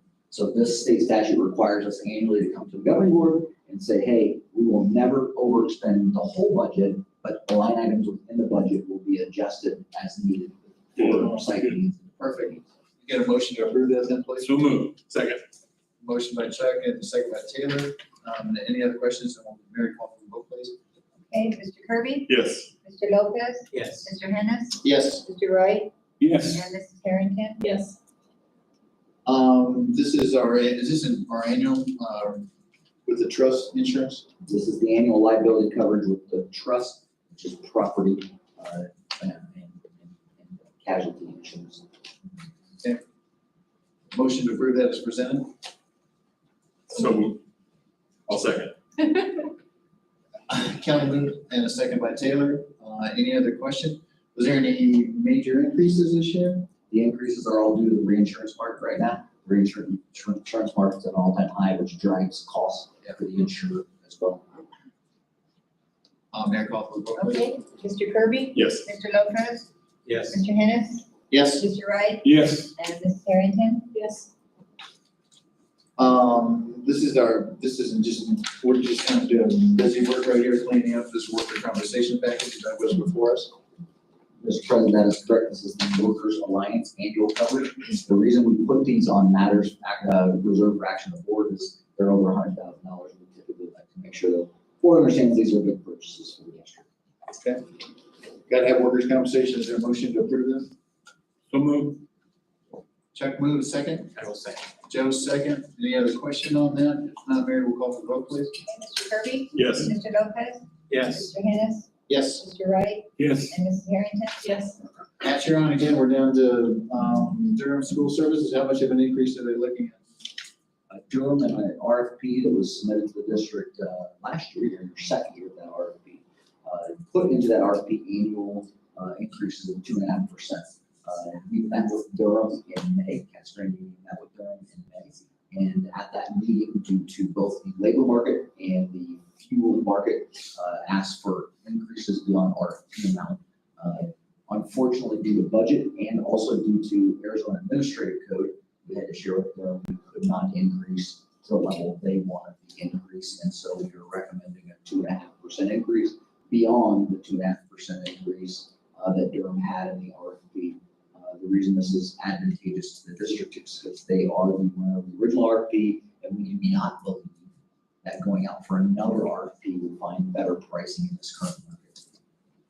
What is the likelihood that it will through the 5%? That Durham one? Yeah. We have already communicated with Durham that this is what we were taking to the governing board, and gave them an opportunity twice. I know once, a second time, and give them an opportunity 2 times to give us feedback prior to this board action. So I can't ever guarantee how a third party is going to respond, but I'm praying that giving them ample opportunity to respond prior to the board meeting, they won't come back after the board meeting and say, hey, we want more than 2.5%. Well, I want to thank you for doing this. I know these are pretty good numbers.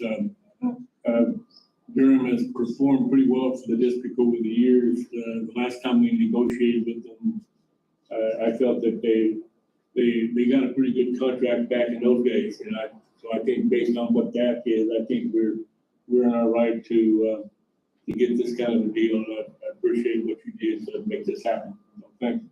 Yeah, and it looks fair. I mean, realistically, these are interesting times right now. So, and like Chuck mentioned, they have been a good quality provider for us. And so, Chuck, is that a motion to approve that? Yes. I'll second. Motion by Chuck and a second by Taylor. Any other questions? And if not, call for the vote, Mary, please. Mr. Kirby? Yes. Mr. Lopez? Yes. Mr. Hennis? Yes. Mr. Wright? Yes. And Ms. Harrington? Yes. Okay, you have an item before you, which is the athletic training service by Banner Physical. Mr. President, members of the board, in prior years, Casa Grande Union has given physical training statements for teachers that run your sports medicine classes to do after school.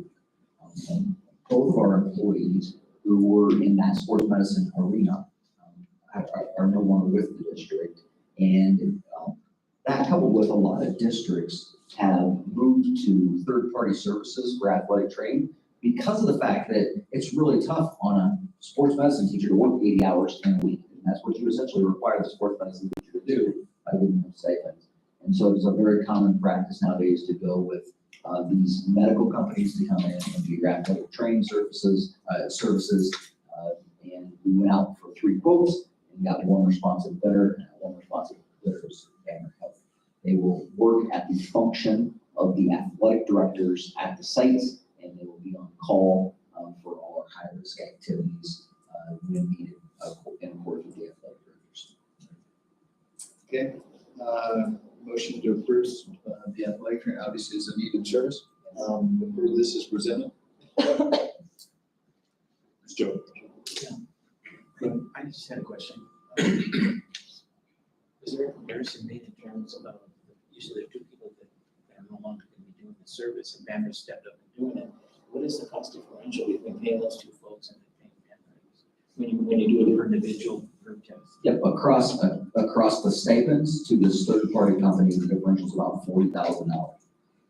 So not major into the budget we currently have, and for probably better service. So take the stipends that we're giving out on an annual basis across 3 different cycles, and in comparison to this, it's about $40,000 differential.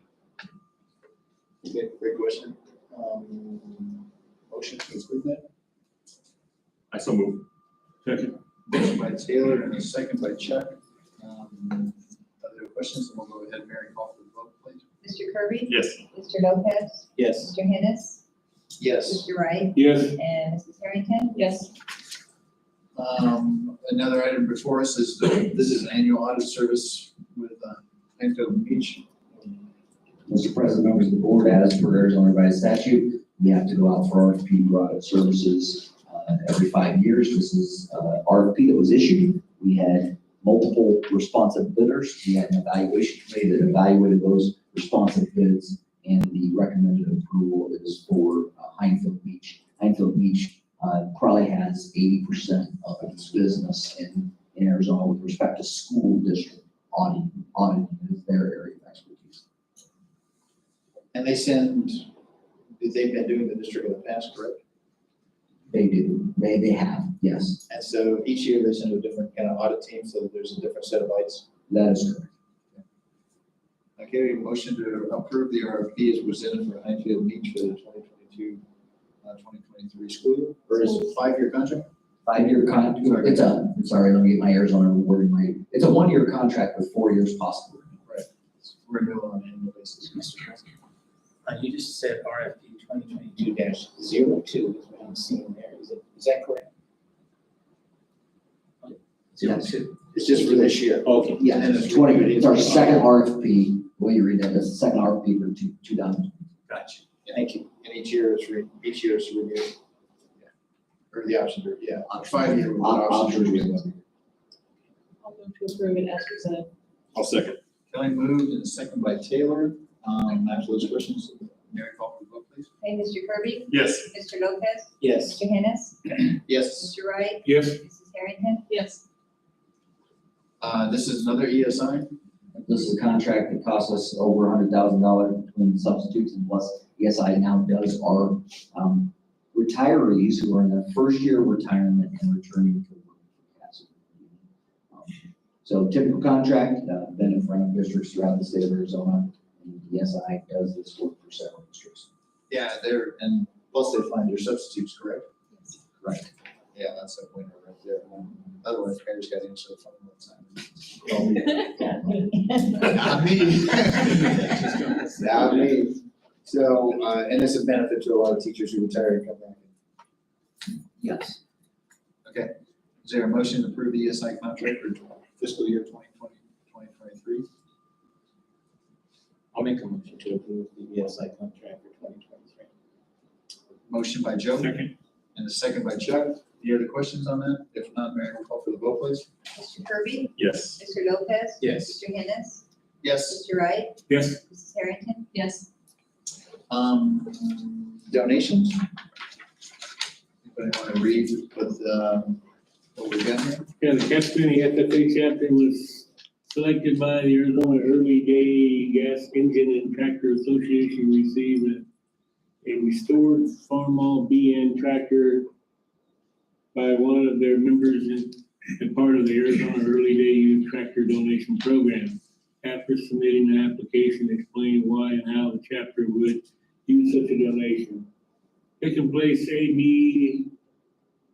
ABD robots with Eric Lehman, the Footprint and BD Robotics Program. I don't know if anybody saw the picture of one around with Mr. Farnsworth, the acceptance of that Farmall B&M. I mean, if you're into agriculture, that was a pretty awesome little tractor there. That kind of made, especially if you're an international user, that kind of makes your blood boil a little bit. Yeah, I was gonna say, probably Chuck and I are the only ones who know what that actually is. As a matter of fact. Anyway, so move we accept these. I got a motion by Chuck and a second by Kelly, and we obviously always are great thankful, we're very thankful for the donation. Mary, call for the vote.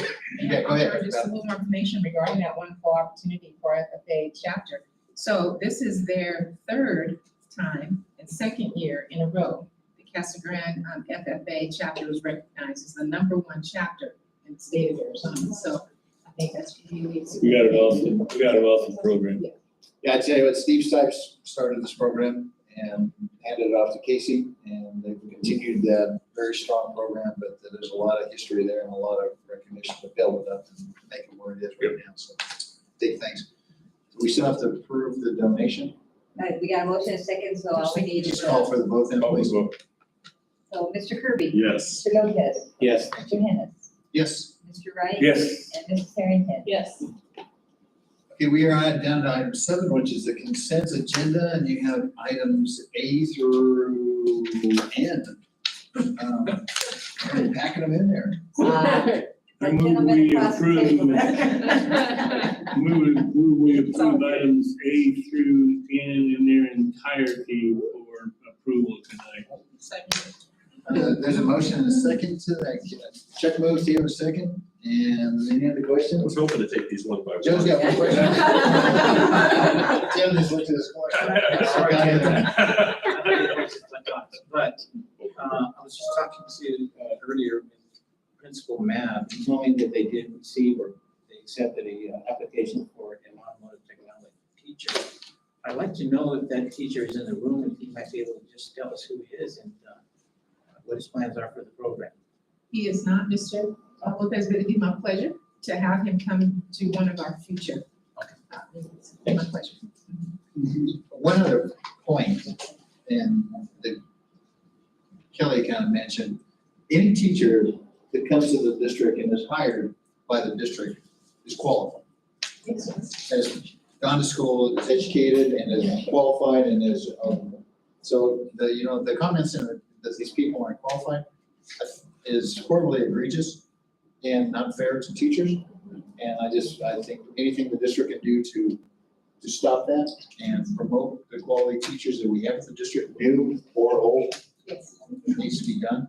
Yes, So- and I think that the common word is appropriately certified.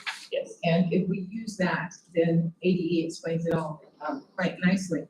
But yes, sir, I want to assure you that we have staff that are appropriately certified in the classroom, as well as appropriately hired to fulfill a role that may not be in the classroom. Okay. So there's a motion by Chuck, and we get a second on the consent Second agenda. by Kelly. A second by Kelly. Mayor's upset. No other question. Joe had a question. I got it. You got it done? And well, Mayor, we'll go ahead and call for the vote. Mr. Kirby? Yes. Mr. Lopez? Yes. Mr. Hennis? Yes. Mr. Wright? Yes. And Mrs. Harrington? Yes. Mr. Hennis, before we You adjourn, betcha. Dr. Bell. now that you've approved the personnel, I'd like to invite Ms. Vanessa Morales. She is currently to the microphone, please. You have just approved her to be the Director of Curriculum and Instruction. And I'd like her to tell you a little bit about her background. Some of you may have recognized her. And also what she's doing for us now is also already a fabulous job. Thank you, Board President Hattis, board members. Thank you so much for entrusting me with such an amazing role that I'm super, super excited to fulfill. I'm actually returning to Casa Grande Union High School District. I started my career in administration here in 2009, working with Roy Gerke in exceptional student services. I have a background of K-8 elementary, K-12, special education. I've spent pretty much my entire teaching career secondary. Special education, I created ESS programs for self-contained programs, including ED programs and intellectually disabled programs. I worked in self-contained programs. And then when I had two little ones at home, I thought, I need to get out of the self-contained program. And I went and worked resource.